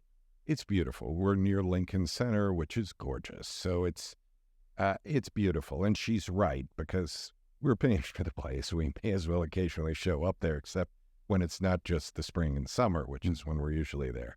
But, and it is completely different because New Yorkers are very chill during the holidays. And for the record, nobody gives a shit if you say Merry Christmas. That is such a completely manufactured idea. In New York, people have always said, have a happy. Since I moved there, they just say have a happy because they don't want to presume, but nobody's going to give a shit if you say Merry Christmas, Happy Hanukkah. Nobody's going to care. People in the UK say Happy Christmas. Happy Christmas? Fuck that. Yeah, fuck those guys. That's why we beat them in all those wars. All those damn 1770. Well, I'm still carrying a grudge for them because they created the word soccer, by the way.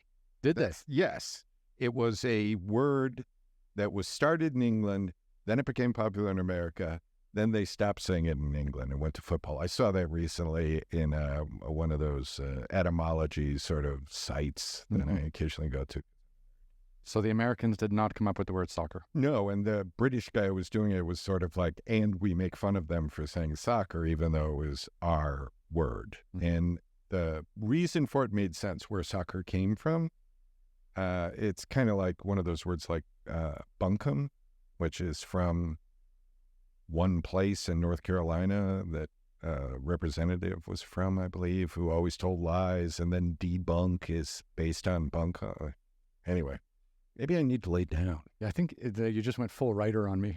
Yeah, I have those moments still, because that's the thing I'll tell you too. If the kids out there are interested in writing for children, people who are interested in getting into that realm, because it was kind of funny during the writer's strike. Everybody I knew was like, say, Craig, you guys aren't on strike because you're the Animation Guild, because the Writers Guild doesn't want to represent because they didn't consider it real writing. Are you serious? Yeah. So animation's gotten thrown under the bus by the Writers Guild, of which I'm a member, many times. And I'm also in SAG-AFTRA and I'm in the Animation Guild. So I'm a union guy. But during that time, the SAG contract for voice work was not on strike. And the Writers Animation Guild was not on strike. So we kept working. Oh, I didn't know that. Yeah. Because I was like, well, what are we going to do? Are we just going to stockpile episodes? What are we going to do? And then SAG was like, well, actually, that contract is still good. The certain mixed media, voice media contract is still in effect. That's wild, because I was here last summer in LA in summer 2023 when all the strikes were happening, and it was depressing. Yeah. Yeah. Well, and I was like one of 10 people who was working, you know what I mean? In the animation world, a lot of us were. Now, nobody's working in animation. It's sort of come full circle. And 839, which is our union, is in discussions, so nobody wants to start up new projects till they know whether we're going to strike or not. So we're getting ours now. But during COVID and during the strikes, we were living high on the hog because COVID is perfect for the nerds of animation because we don't want to be in one place anyway. We want to be at home doing our thing, and we send it off. And with animation, you know, you come to me with an idea, I write it, and then it's animated in France or Canada or Korea. Yeah, and then the actors just go into the studio and they're isolated anyway, so it doesn't matter. You got the director on a Zoom, or maybe they're in the studio but they're in another room, and you're flying. Exactly. So we had a traveling rig for Surfer Jack when we were doing Pete the Cat. The day the writing room wrapped was the day California closed, March 13th, 2020. So, but I was still involved because I was with Swampy. I was voice directing a lot of episodes.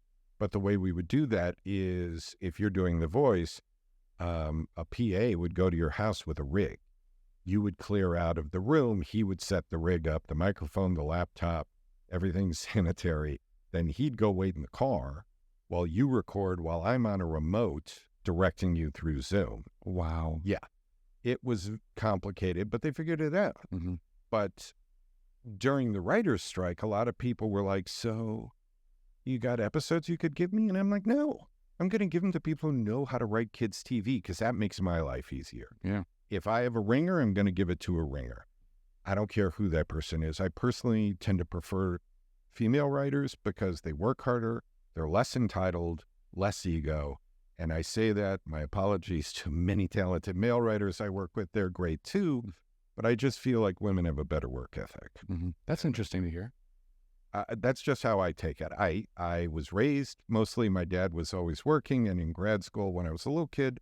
So it was my mom, my grandma down the street, did most of that, both of them school teachers. My neighbors born in the same summer, 2 girls next door and across the street. I'm more at ease with women than men, which is why I keep, making fun of Canadian basketball. I'm trying to bond with you, and I'm just really bad at it. You're doing great. Thanks. But, the thing about it is I am fond of saying that kids are basically grape jam smeared Aristotelian elitists when it comes to story. Mm-hmm. Like, the main thing I've learned as a kid's writer is that you can't fuck around with story. You have to have the story of A who sets out to do B and they succeed or fail. Yeah, it's got to be a super clean line from A to B to C, right? Absolutely. Right. You have to have a really clear end of Act 1 when they set off on the journey. You have to have a really clear midpoint where things are getting mixed up, a clear dark night of the soul at the bottom of Act 2 when it looks like they're never going to make it, and then a clear resolution. And if you look at every good kid show, that's what you'll see. It's like you can say that about Hamlet, right? This is the story of Hamlet, who sets out to avenge his father and ultimately succeeds. That doesn't count the fact that he kills his best friend, kills his best friend's dad, kills his college buddies, his girlfriend kills herself, he becomes a pirate, and then he dies. None of that is in that one line shot. But that's what you have to have, is that one line structure to hang everything on. Mm-hmm. And so when I get a lot of young people, and particularly a very certain kind of young person because of Thomas, who are either lifelong fans of Thomas and are willing to go with the new version, or people who are enraged by the license we took with Thomas to make it more fun and brighter. Mm-hmm. It's always be nice. Somebody else's success isn't your failure, and learn how to tell a story. Mm-hmm. You know, it's like in the 80s in New York, the art scene became like Mark Kostabi, who is this guy who became famous as an artist, but his art was artwork he paid other people to make. Oh, that's very popular. Yeah. Yeah. And it was his thing. He was the first one, right? If you look at like a Basquiat or go bigger like Picasso, they know how to paint portraits and landscapes. But a lot of the people I knew in the 80s and 90s in New York wanted to do avant-garde theater, but they didn't know the rules. Mm-hmm. It was like instead of learning the rules, they just wanted to do shitty, formless performance pieces. They call it art? Like, yeah. It was just masturbatory. It was terrible. Art without boundaries. Yeah. Can be shit. You know what? I think you have just found the title of your next book. There we go. Art Without Boundaries Can Be Shit by Ryan Pyle, unrelated to Ernie Pyle or Gomer Pyle. There you go. Not bad. Not bad. So how have you existed this long in the children's genre of writing and not fallen into the comic book world?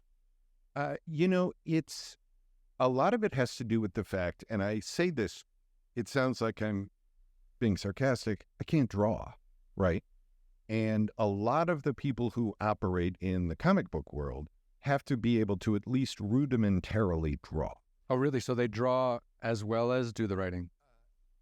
Yes. Or they sketch it and then someone else comes in. Partner with an artist, and then it's a format that I've never been interested in. And, you know, it's interesting now that nobody's ever put it to me like that, because my agents, I'm with a great agency, Natural Talent, Kelly Coulter King, Donna Felton, they're amazing. Mm-hmm. And they handle mostly animation kid stuff, some comic book stuff. They're great, right? And they're just just lovely people, right? But it's never occurred to me to do that, because also it never interested me. As a kid, you know, I might read some Richie Rich or Archie comic books, which you probably don't even. I know those exactly, and but they were like like a half generation before me, because I grew up on like G.I. Joe, Punisher, Spider-Man, Sure, you know, X-Men. And, you know, I grew up with a guy named Tom Morgan, who was one of the big pencilers of Spider-Man. He's an artist at Disney. He's a great guy. We grew up in the same neck of the woods. The guy, Andy Yerkes, who gave me my first job, the two of them were friends, and that's how I knew Tom. Mm-hmm.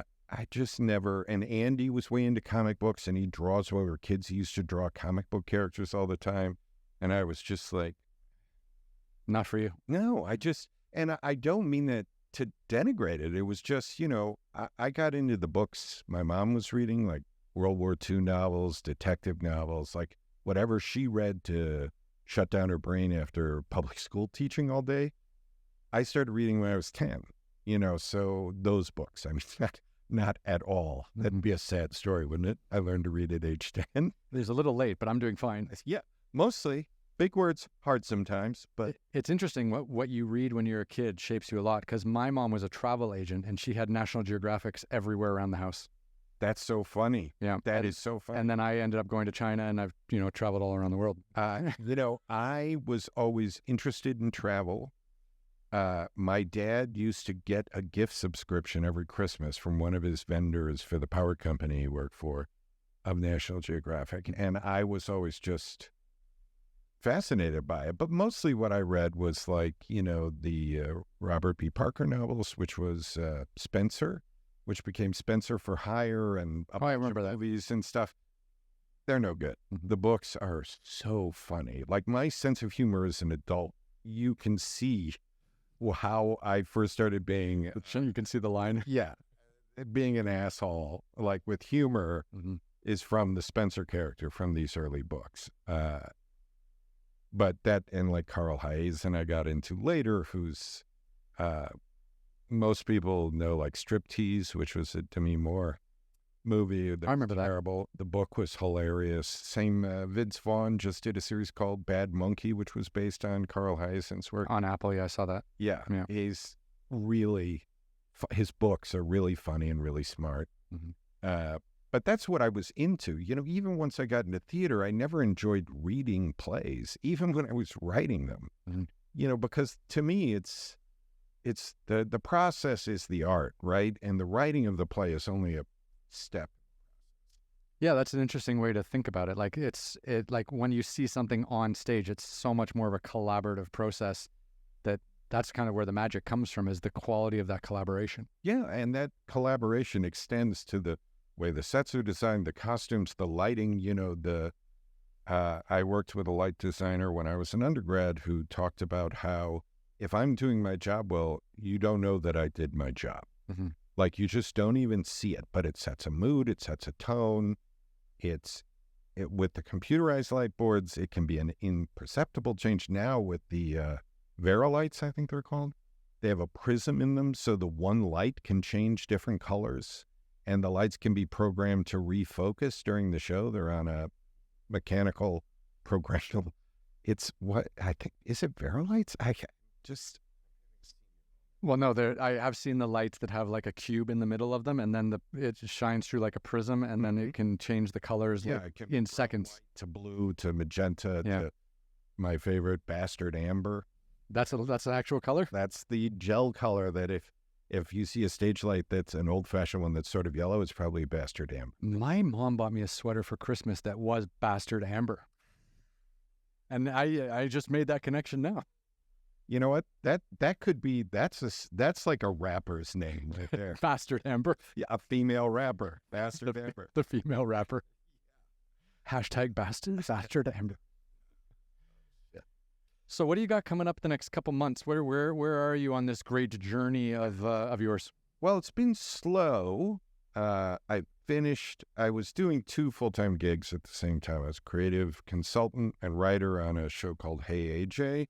It's a fascinating show. It was created by a guy named Martellus Bennett, who was an NFL football player for a lot of years. You're tall like myself. He made me feel like a petite.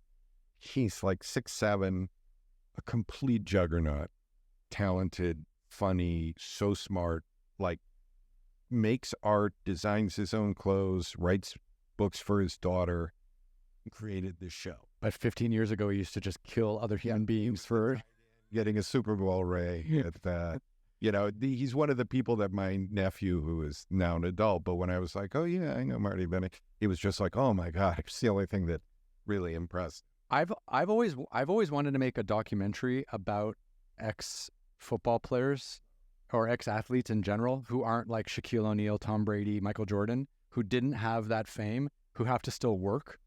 Like, I know Tom Brady is working on, he's doing some television stuff, and Michael Jordan does sneakers and stuff, but like the people who like really have to actually work and didn't make like $500 million during their playing career, right? Like, I'm really, I think it would be super interesting to see like because so many of these athletes are so much more talented than just playing sports. Like you just said, like here you have this former NFL tight end, and he has all this kind of creative energy that's just, and I promise you, like none of that happened until he quit playing football.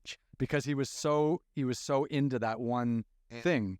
Well, to me, when I directed the play about basketball, we had full court basketball on stage. The one that you didn't cast me in? Yeah, the one that you tried, but you kept underdunking because we have the 10-foot rims in America. Rams, damn it. Bastard Amber. Bastard Ambers. But these players had been college players, played ball in Europe. One guy had been in the NBA briefly. And their skills were fucking amazing.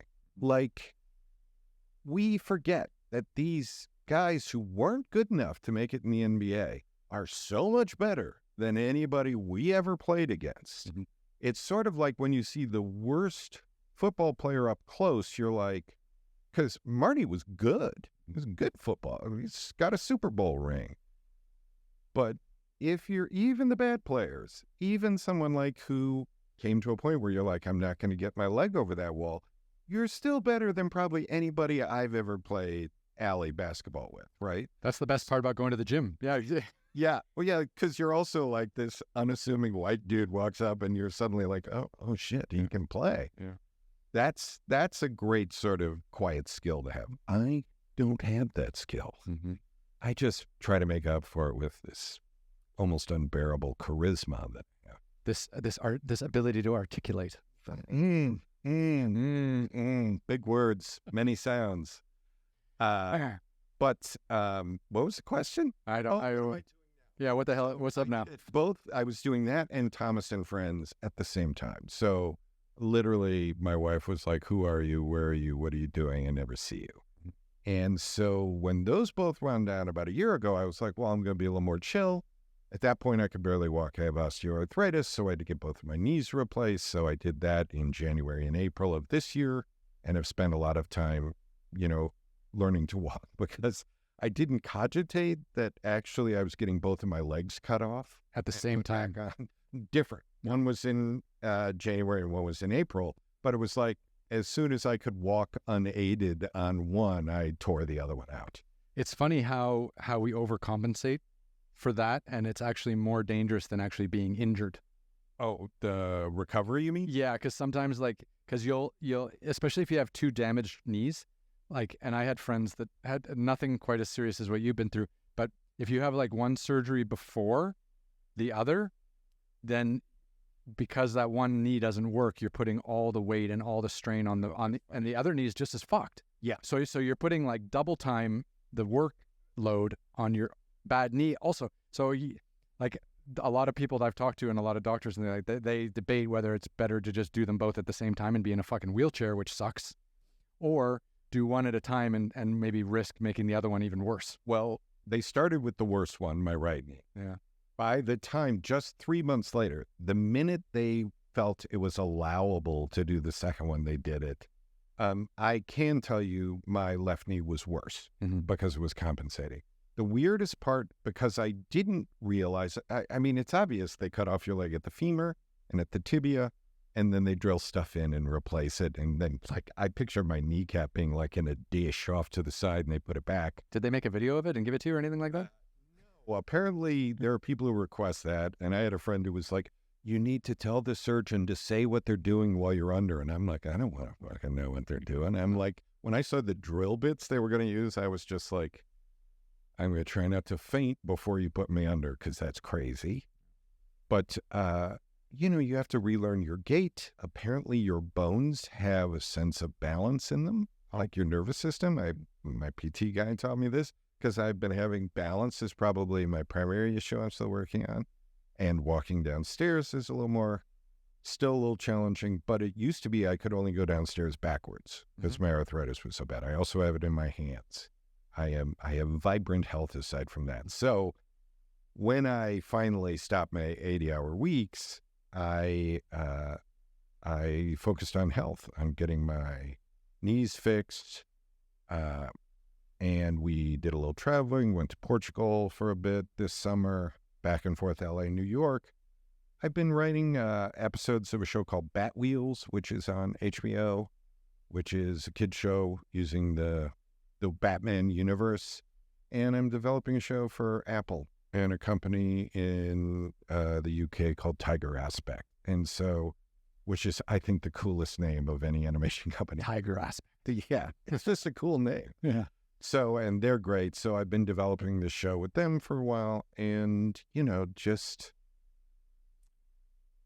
being chill, and right now I have friends in the animation industry who are like, I'm about to go see if Costco's hiring, because it went from this complete sort of, what is the phrase? The embarrassment of riches, right? That there was so much work during COVID for all of us that now there's no work.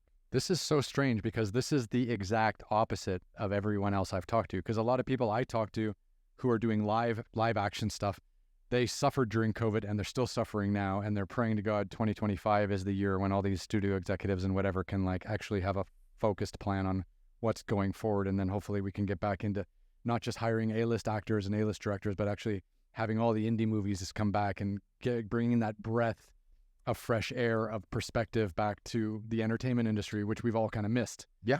And that's all the people who asked me for a job that I turned my nose up are now starting to work again. And I'm like, so you think the studios, they really overcompensated and went extra hard on animation during COVID? Well, this is the thing, yes. Mm-hmm. And there's the fact that animation, the thing, it's funny, even my friends in show business, they're like, oh, you finished an episode, when's it on the air? I'm like, in 2 years. Yeah, exactly. It's, the stuff, Hey AJ is going to be on Disney Junior at some point in the spring. And the writer's room wrapped in the summer of 23. That's wild, huh? Yeah, that's the kind of delay it is.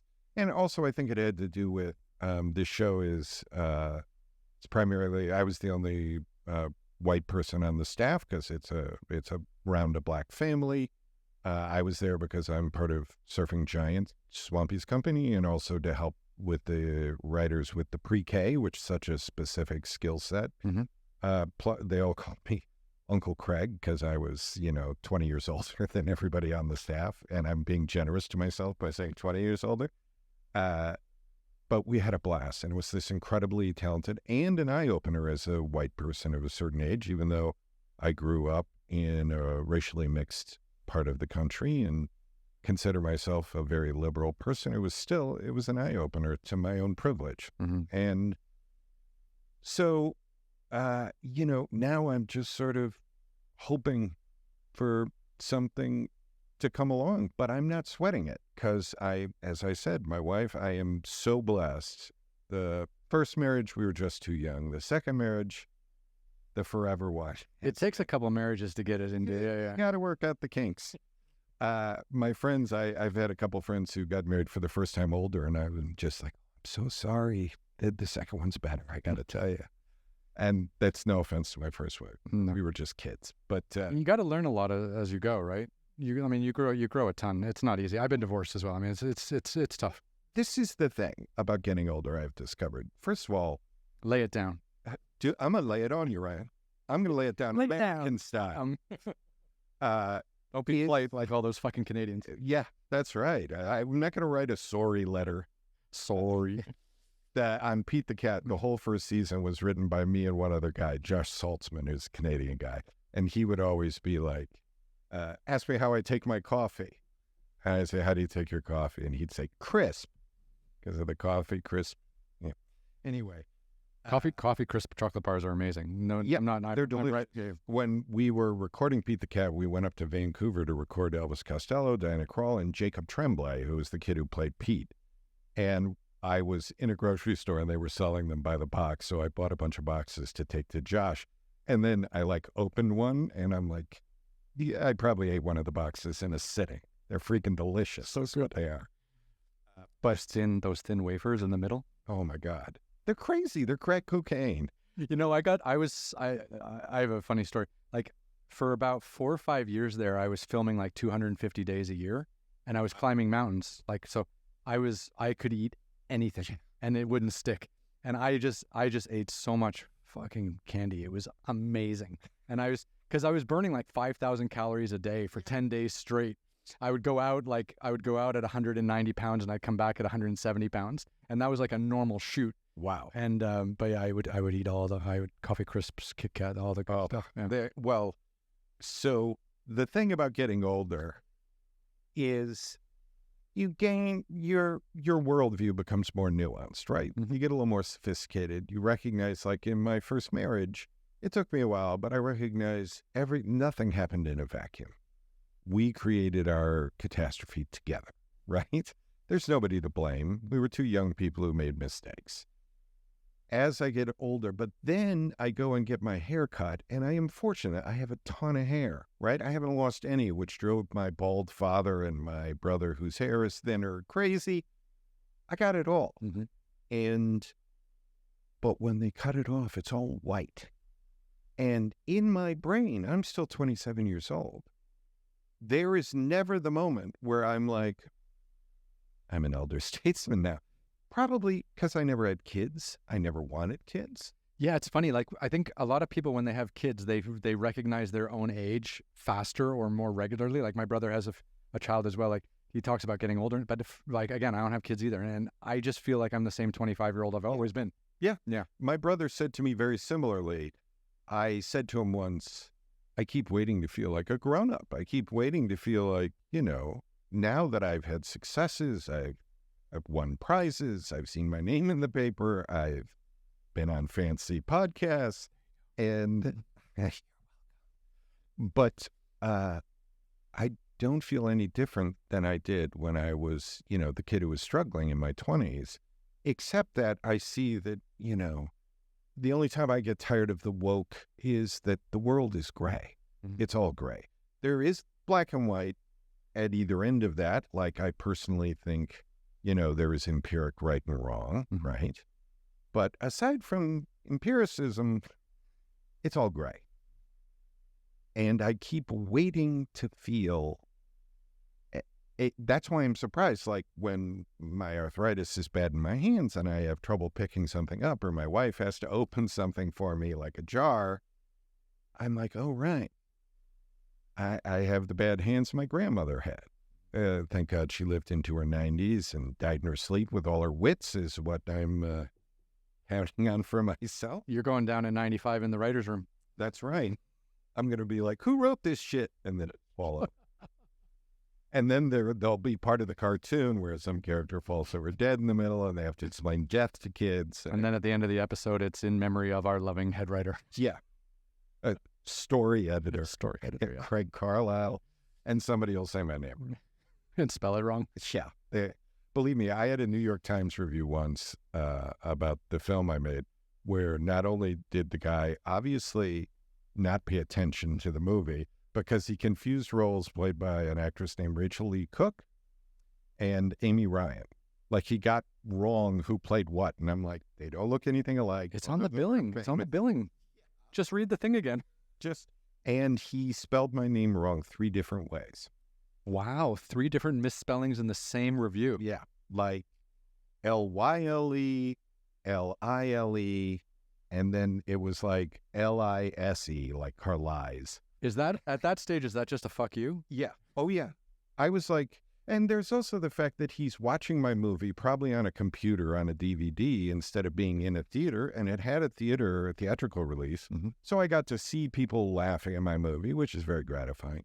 But, most of the people who reviewed it were just like, one guy called it apocalyptically unfunny. Oh. And I was just like, that's harsh. But I'll take apocalyptically anything, mm-hmm. because that means I'm the one who brings the staff down and the world ends, right? Mm-hmm. But that's my thing about getting older is, unless you have kids, it just happens to you. Yeah, it's true. I recently put on Facebook and Instagram, when my mother passed away about 1.5 years ago, we went and cleaned out her house, and I found in a box she had headshots of mine from like the 90s, where I had like long hair and I looked like a pirate. And I was like, I remember taking those photos. It's like I blinked. Mm-hmm. And that's almost 30 years ago. How did that happen? Just goes. Yeah. How hard was it cleaning out your mother's house like that after she passed? Like, because I know that's something a lot of us have to deal with, and a lot of our parents are getting older. I know it has nothing to do with our conversation for the last. But I'm just, what was that like? I can tell you it was a mixture of weird, mm-hmm. in that, like, we found a box where my father's father died very young, when my dad was a toddler. He was like 26.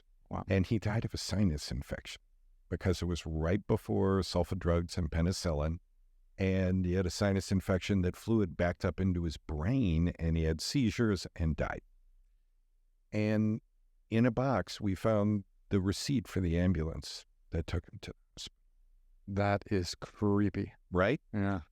In the same box were the crib cards from St. Margaret's Hospital for my brother and I. Oh, for when you were born. Yeah. And the weird thing is, my dad had been born at the same hospital, and I think his mom might have been born there too. Like, we're Indiana, like, on my mom's side, like, I think 6 generations. Oh, wow. Yeah. We're Hoosiers. Mm-hmm. I don't have any idea what the fuck that means. Hoosier. That means you know who Bobby Knight is. Yeah. That's the thing, though, is literally nobody knows what the word means or where it came from. No. Just means you know how to throw chairs across the basketball floor. Yeah. It's like, go Hoosiers. I don't even know what I'm saying when I say that, but my mom was a Hoosier. I was a Sycamore. And my dad was a Boilermaker. There you go. But it was surreal. And then there was the stuff like just the stuff that she kept. And the flip side, my dad had dementia, and they had sort of they called it the barn. It was like a second garage on their property. And for some reason, he took the box with all of my plays, a cardboard box, and set it on the ground in this garage so that when I found the box and took the lid off, literally everything was like black mold.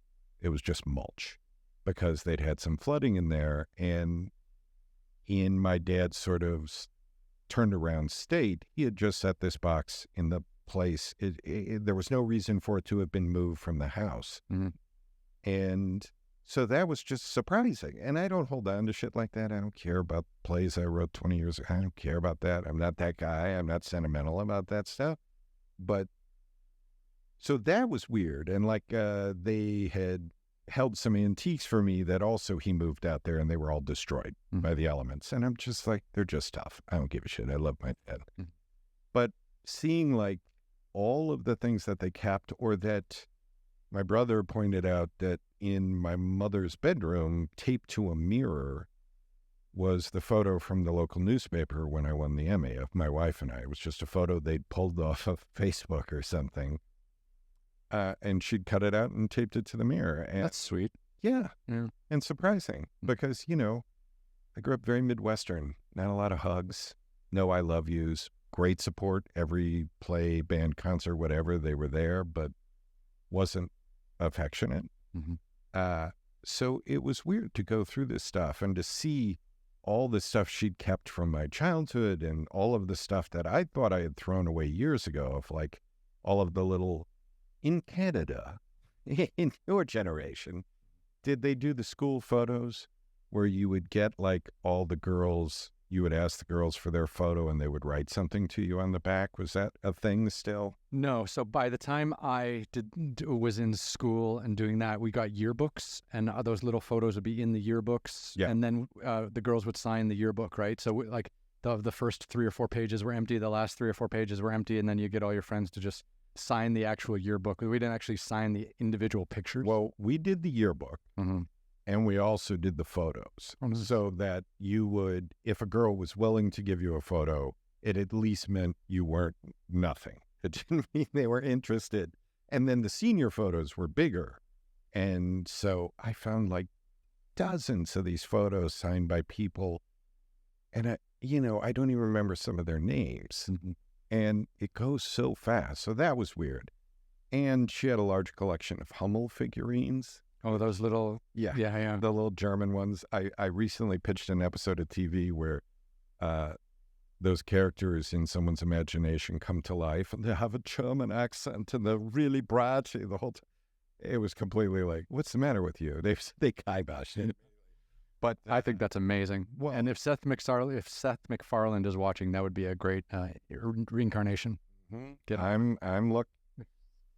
I refer to a group of Hummel. I'm like, aren't they called the horror of Hummel? Because they're terrifying. Yeah. But, my mom didn't want her pretties to be destroyed, so we're still figuring out what to do with them. I think there's a dark, animated, adult comedy in you somewhere.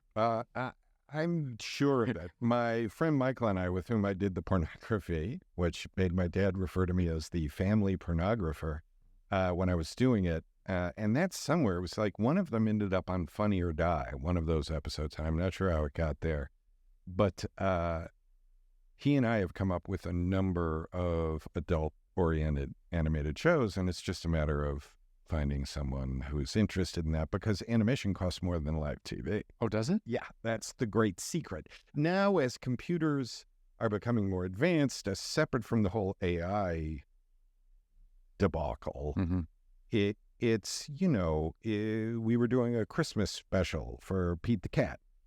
And I was like, oh, let's have it snow. And the producer was like, it's $10,000 a minute if it snows. Oh, fuck. And I was like, Sam, because you have to do what snowflakes look like up here and up here. You have to show the snow. It has to change somewhat. So what I did is I made it at the start of the episode, it snowed like that all at once. The narrator was just on the side of a hill, and then whump, it all fell down. He's like, that's how it snows around here. And then it was so snowy, we were able to get away with it. That's interesting how you save the money like that. Well, we on Pete the Cat, we had all of the supporting characters were a pod of prairie dogs, because they were like, well, you can't have all these background characters. It's too expensive. And I'm like, well, what if we have like one design that we just size up and down, put a different shirt on? They're like, oh, yeah, we can do that. So an actor named Phil Lamar, who's an icon in voice work, and Jessica Biel were all of our prairie dogs. Really? Jessica Biel did that? Yeah. Yeah. She's such a good actor, great singer, totally nice, hard, like, you know, one of those big celebs you meet that you're just like, oh, she's actually really cool. And she was really funny and good in it and played a million different characters, did scenes with herself as like two different prairie dogs. And they were all named Burroughs. Oh, wow. It's a bit of a schizophrenic moment. Yeah. Yeah. That show was just, it was the perfect creative environment because we were in this duplex in Venice Beach that had been modified. So it became like a suite of offices. And like Swampy's office was in the front, then the producers, then the directors, then the storyboard artists, the writer's room, and the kitchen. And we were just all there together all day. 17 of us, one bathroom. It was very intimate. But we had so much fun. And when we wrote songs, we'd like go into Swampy's office and guitars would come out and me or one of the writers would turn over the lyrics we'd sketched out and we'd make up a song. How much do you think that creative collaboration that you just mentioned is gone now because of COVID and this other idea that somehow Zoom calls are fucking acceptable? It's horrible. It's horrible. Because the worst thing of all is pitching ideas on Zoom. Because usually the executive will mute themselves out of courtesy in case someone speaks or their phone rings or whatever. So they'll be sitting there and they'll be like, and I'm like, okay, was that a laugh? Did they cough? Are they listening? Sometimes you'd literally see them like looking at the thing and then looking down to something on the side. And you're like, are you reading a text? Because if we were in the room, you wouldn't do that. Or you'd say, I'm so sorry, give me a minute. It's just the worst. You can't read the room. You can't. I'm pretty good pitch monkey. I'm pretty good at reading the room. I'm quick on my feet. I don't mind. I don't give a shit. So I'll embarrass myself. I don't care. But pitching, horrible. All of the creative stuff. And, you know, with Surfer Jack, it was like, I don't know if you're familiar with Katie Tunstall. She's a pop singer. She had Black Horse and a Cherry Tree. Suddenly I See. She had a couple big hits, right? And she was one of our voice actors, but also would come by occasionally and help us with songs. And so, like, we're just sitting there with this person who's constantly traveling the world as a performer, who's just sort of like, oh, what if we try this? It was just so much fun. And then we'd go up to Canada and Elvis Costello would, like, make suggestions for a song I wrote. So I'm just like, of course, my response is like, oh, so you're the songwriting expert now. He kind of is, though. Yeah.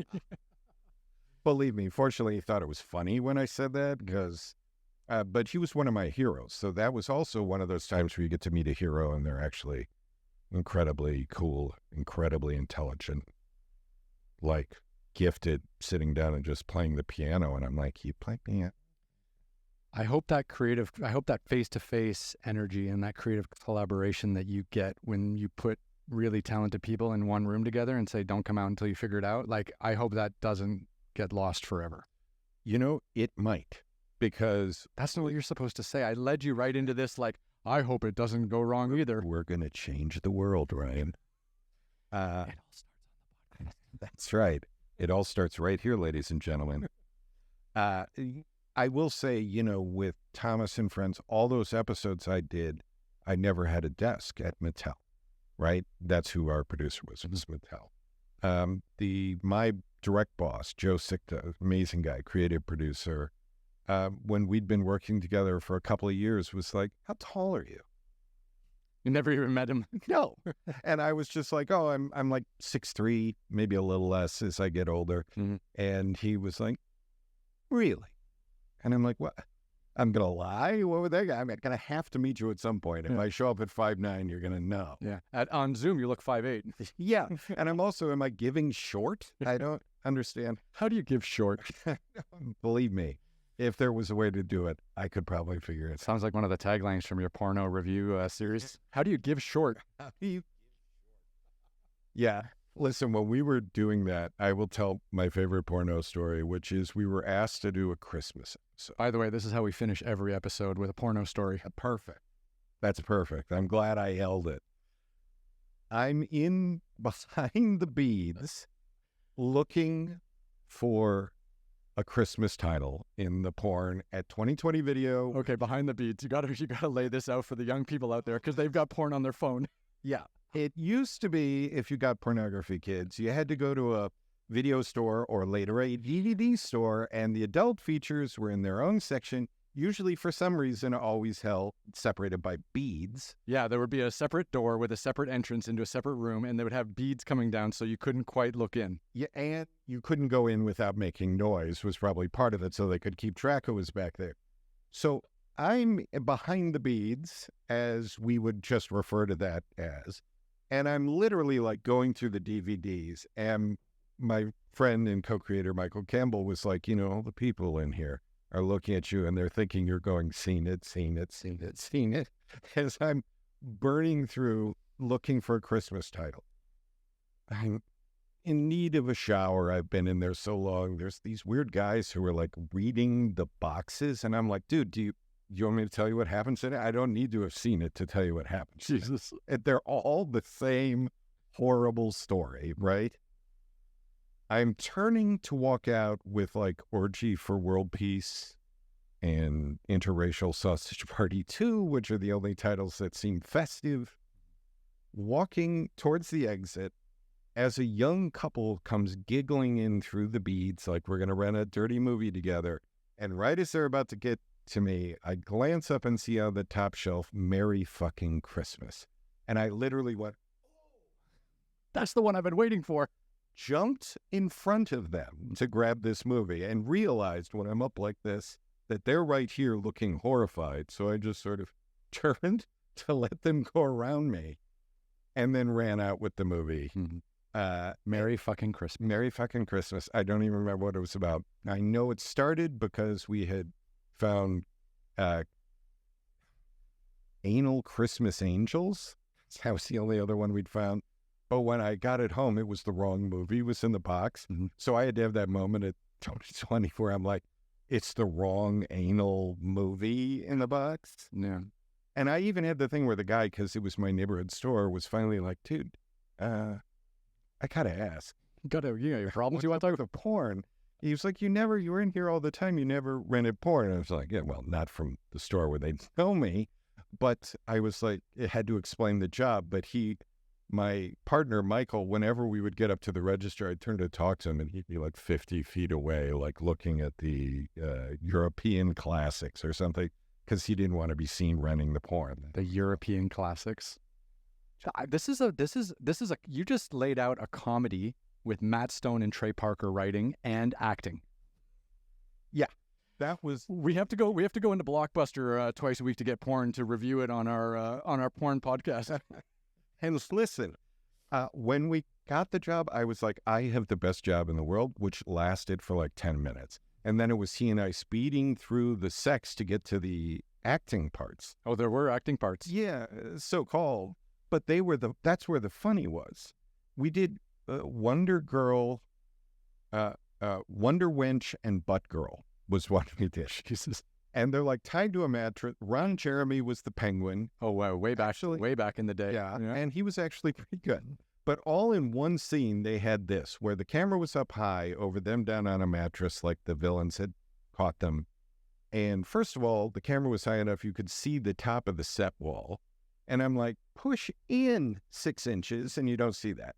So then... But what do you lose on Ron Jeremy if you have to push in 6 inches? In his case. But then you hear action being called off camera in the movie. Then it pushes in on the girls, and the girl who's playing Butt Girl is obviously reading the cue card. And she says, "You'll never get away with this, penguin. And you see her realize, oh, that's penguin. You see her sound it out like she'd never read it on a page before. And she obviously immediately was like, oh, right, of course, it's penguin. But so that's what our lives were like. So we had a lot of fun doing these, but that's how I got into animation. And now, please have your kids watch my shows. Go. Slight aside. Matt Stone and Trey Parker actually did make a very, very funny movie called Orgazmo. And this was way back in the day, and they actually were in it. And Trey Parker plays a Mormon who gets pulled into the porn industry and ends up playing a porno superhero named Orgazmo. and he had like a little sidekick in it called like Hamster Boy or something like that. And it is one of the funniest movies I have ever seen. It came out I was in university, it came out in the late 90s, and no one watched it. And I think I've seen it 100 times. It is hilarious. So if you have the chance, Orgazmo. I look for it because that's when we were doing the sexual cinema in review with Sir Fallister Slide Right the Third, alternating with stories of growing up in the Yorkshire Dales of England with his Uncle Leslie and his Uncle Shirley. Like we just that sounds amazing. Very American. We're like making fun of anything. Oh yeah, with black pudding. Let's eat a bowl of congealed blood. How about?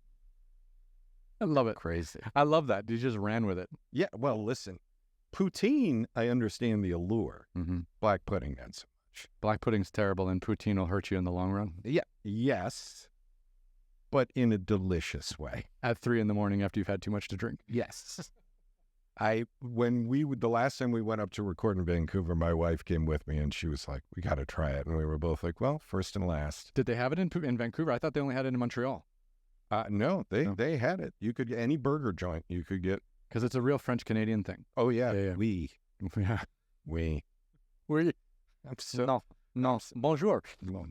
Je m'appelle Craig Carlisle. It doesn't really work. I had to learn French in order to get through high school in Canada. In Canada, you have to learn French because it's one of the official languages. But if you live in Toronto, you never use it, right? So you have to learn it. And then if you don't like move to Quebec City or Montreal right away, you forget it in like a year. I learned a little bit of French in college because my arts degree had a requirement. It helped me a little, and my wife is okay with Spanish because she was a bartender so long. She calls it barback Spanish. Mm-hmm. So when we've traveled throughout Europe, like I know a little German, she knows enough Spanish that she can figure out Italian and Portuguese, though. Come on. Portuguese is tough. It's like an Eastern European language. I filmed in Obrigado. Obrigado. I filmed in Brazil for 2 months once and struggled a lot with Portuguese, yeah. I can't even, although the Portuguese people, both in Portugal and Brazil, are beautiful and lovely. Mm-hmm. Country was beautiful. You try to listen to any conversation, no. It's like listening to Polish or something. It's almost like they're mad at Spain, so they didn't want to sound like Spain. Right, that's exactly it. It was like a revolt against Spain to have their own language and be their own people, right? Yeah. Yeah, and they're like, oh, yeah? Oh, really? Yeah. So how about this? That's going to help. It's worked out really well now that they're like sort of poor Spain. Beautiful, beautiful country, though. Yeah, well, and we went back this summer after having been, and it's completely different. Yeah. The tourism has exploded. They must be. A lot of Americans, I heard, are retiring to Portugal just because it's a little bit cheaper and it's a little less everything. Yeah, well, they have, because we looked into it for obvious reasons, and it is very affordable. Certainly, like, we sell our LA place. We can get a place there and they have plenty. Mm-hmm. It's, half. Well, my buddy Dan, who was on the podcast, I think in February or March, one of my he was like my 15th guest or something like that. We actually knew each other like 20 years ago in China when he lived there, and he was doing a job for a global shipping company, but he was doing it in LA, right. And his main clients were in India, and he was just like, well, I work all night and I sleep all day. It's like if I move to Europe, I can have like almost normal hours. And he's like. And he just looked at his wife one day and was like, do you want to move to Portugal? Like, let's just because it would make my job much easier. Right. And we've never lived in Europe before, so let's just do it. And he moved there just this last summer. and he loves it. Where's he living? Just outside Lisbon or in a suburb of Lisbon, and he loves riding his bicycle, and it's so mountainous there, it's so hilly, and he just goes out like a couple times a week on his bike, and the fresh air and not a lot of traffic. He's just so happy out there. It's incredible. I will say, because I rented a car, I met my wife there. She'd been in Paris for a while, and then I met her. We rented a car, went to the south, drove all over. But I will say that if people say people in New York and LA are crazy drivers, they've never been to Portugal. Yeah. On the highway, they drive so fast. They go right up your ass. They're like, and there's no malice in it. That's just the way it is. They go around it. That's just how they drive. Mm-hmm. It's bonkers, but beautiful. And I think we've covered everything. I think we did a pretty good job. How you feeling about it? I feel good. It's because it was, I was like, well, I don't know what the fuck I'm going to talk about. I didn't know what I was going to talk about. Well, that's actually the best way to do it, because you end up with a much more eclectic conversation. I think that's really important. I think you can really over-prepare. Like a lot of my podcast guests are like, oh, just send me the questions. I'm like, no, that's not how it works. I look at your website or your profile of, and I'm like, oh, I'm an award-winning writer. I'm like, well, we've got fucking tons to talk about. Well, you probably went to my OnlyFans page. Right? I did, actually, yeah. Your feet look beautiful, by the way. Thank you. Well, I first discovered how bizarre that was when I was on Hey AJ, and one of the girls was like, oh, the feet thing, my feet were on one of those sites, like a celebrity feet thing, because she's a stand-up. And they started looking for people who were featured on these foot fetishes sites. Mm-hmm. There were photos of Maya Angelou's feet. And I'm like... Celebrity feet are huge. And icon. But and I know she was a model when she was younger, but it's like, 80-year-old Maya Angelou's feet. I'm like, that's a specific twist. There's a market for everything. Well... the internet is a dissolute emperor. That is for sure. Insane. Yeah. There is no checks. No checks, no balances, no nothing. Just chaos. Just chaos. Yeah. It's America, basically. It's America, baby. I love my thing, like my thing now that when I'm in the U.S. now, I always... Because I've traveled around and a lot in the Midwest and a lot, middle America, and I love it. And nowadays when people are like, oh, where do you live? I'm like, I live in America. Like, you don't even pronounce the A. It's just America. America. Fuck yeah. Fuck yeah. No, but I mean, fuck, we covered everything. Is there anything else we missed or anything else you want to? No. Where can we find out about you? Like just. Yeah, I'm on IMDb. Yep. If somebody's a writer, they can hit me up on LinkedIn. I'm always willing to connect with people. And I answer a lot of questions there. And I've had a few Zooms and coffees with young writers. I'm not above that because I also feel like, I'm not a religious person at all, but I do believe in karma and I do believe in positivity, which is weird considering how black-hearted I am. But I feel like, this is... As far as we know, this is our only experience. So, and we got to pay it forward. Yeah. Yeah. I'd rather be the guy who reached back over the wall and pulled someone over rather than the person that later somebody was like, yeah, he could have helped me and didn't. Because I have a lot of those people like I helped who then later didn't lift a finger for me. And I don't feel bitter about that. I'm still friends with these people, but I know what it feels like. Yeah, and you know what happens. And someone asks for help again, you know who they are. Yeah. I have a lot of people. I have a lot of young like cinematographers and directors and stuff. They're in school still or fresh out of school, and they write me and they're like, "Can we have a coffee?" I'm like, "Fuck that! Come on the podcast. Yes, let's talk about what it's like going. Let's talk about what it's like going to school. Tell me about your influences. Tell me about what you want to do. Put it out there for the whole world." And they do. And I've had like 3 or 4 now come on, and they've been great because they're like 22, 23, 24, and they have their whole career ahead of them, and they don't know what they're doing. So we end up having this great conversation about like the fear, like the uncertainty, the insecurity, but then you went to school for it, but then it's who you know, and they're trying to like navigate this chaos that we work in, and I love it. I think that's fantastic because what was interesting to me looking at, I went through and had bites of a lot of your podcasts. What was interesting is that they're a completely eclectic roster. And that to me, we don't have enough of that. Like, it's just like I was saying, I'm in this bubble where I don't know anybody who voted for that guy, right? But it also made it that I don't know what those people are thinking. And there's part of me that's like, I don't need to know what they were thinking because they align themselves with such negativity. Sure. But clearly I'm not getting something. I'm a pretty bright guy. I'm pretty empathetic, but I'm missing something. And I feel like the more we have conversations with people outside of show business, you know, like I said, the people who have no clue that unless you're like a movie star or a Spielberg or something, you're constantly looking for the next job. Even I'm a successful person within my realm, and I'm still like, who's going to hire me now? Especially as I get older and as a straight guy and a white guy and a male, you know, that's less desirable. And I understand why. I don't feel bitter about it, but it is now that's an obstacle I never had before. Yeah, that's true. You know, the privilege is on the other foot. Yeah, privilege is the shoe's on the other foot. The shoe of privilege. The shoe of privilege. And now I'm without the shoes, and I have my OnlyFans page. I think I want to. Can you imagine? It's so sad. Yeah. Nobody wants that. No. So what were you going to say? I'm sorry. I was saying I make all these flasks for my crew. So whenever we go out and we film a season of television, so normally we do like 8 episodes. So we do 8 treks, 8 adventures, 8 expeditions, 8 episodes. And I make one flask for the season. And I was just thinking like the shoe of privilege would be a good one to put good on a flask, right? Because then, good.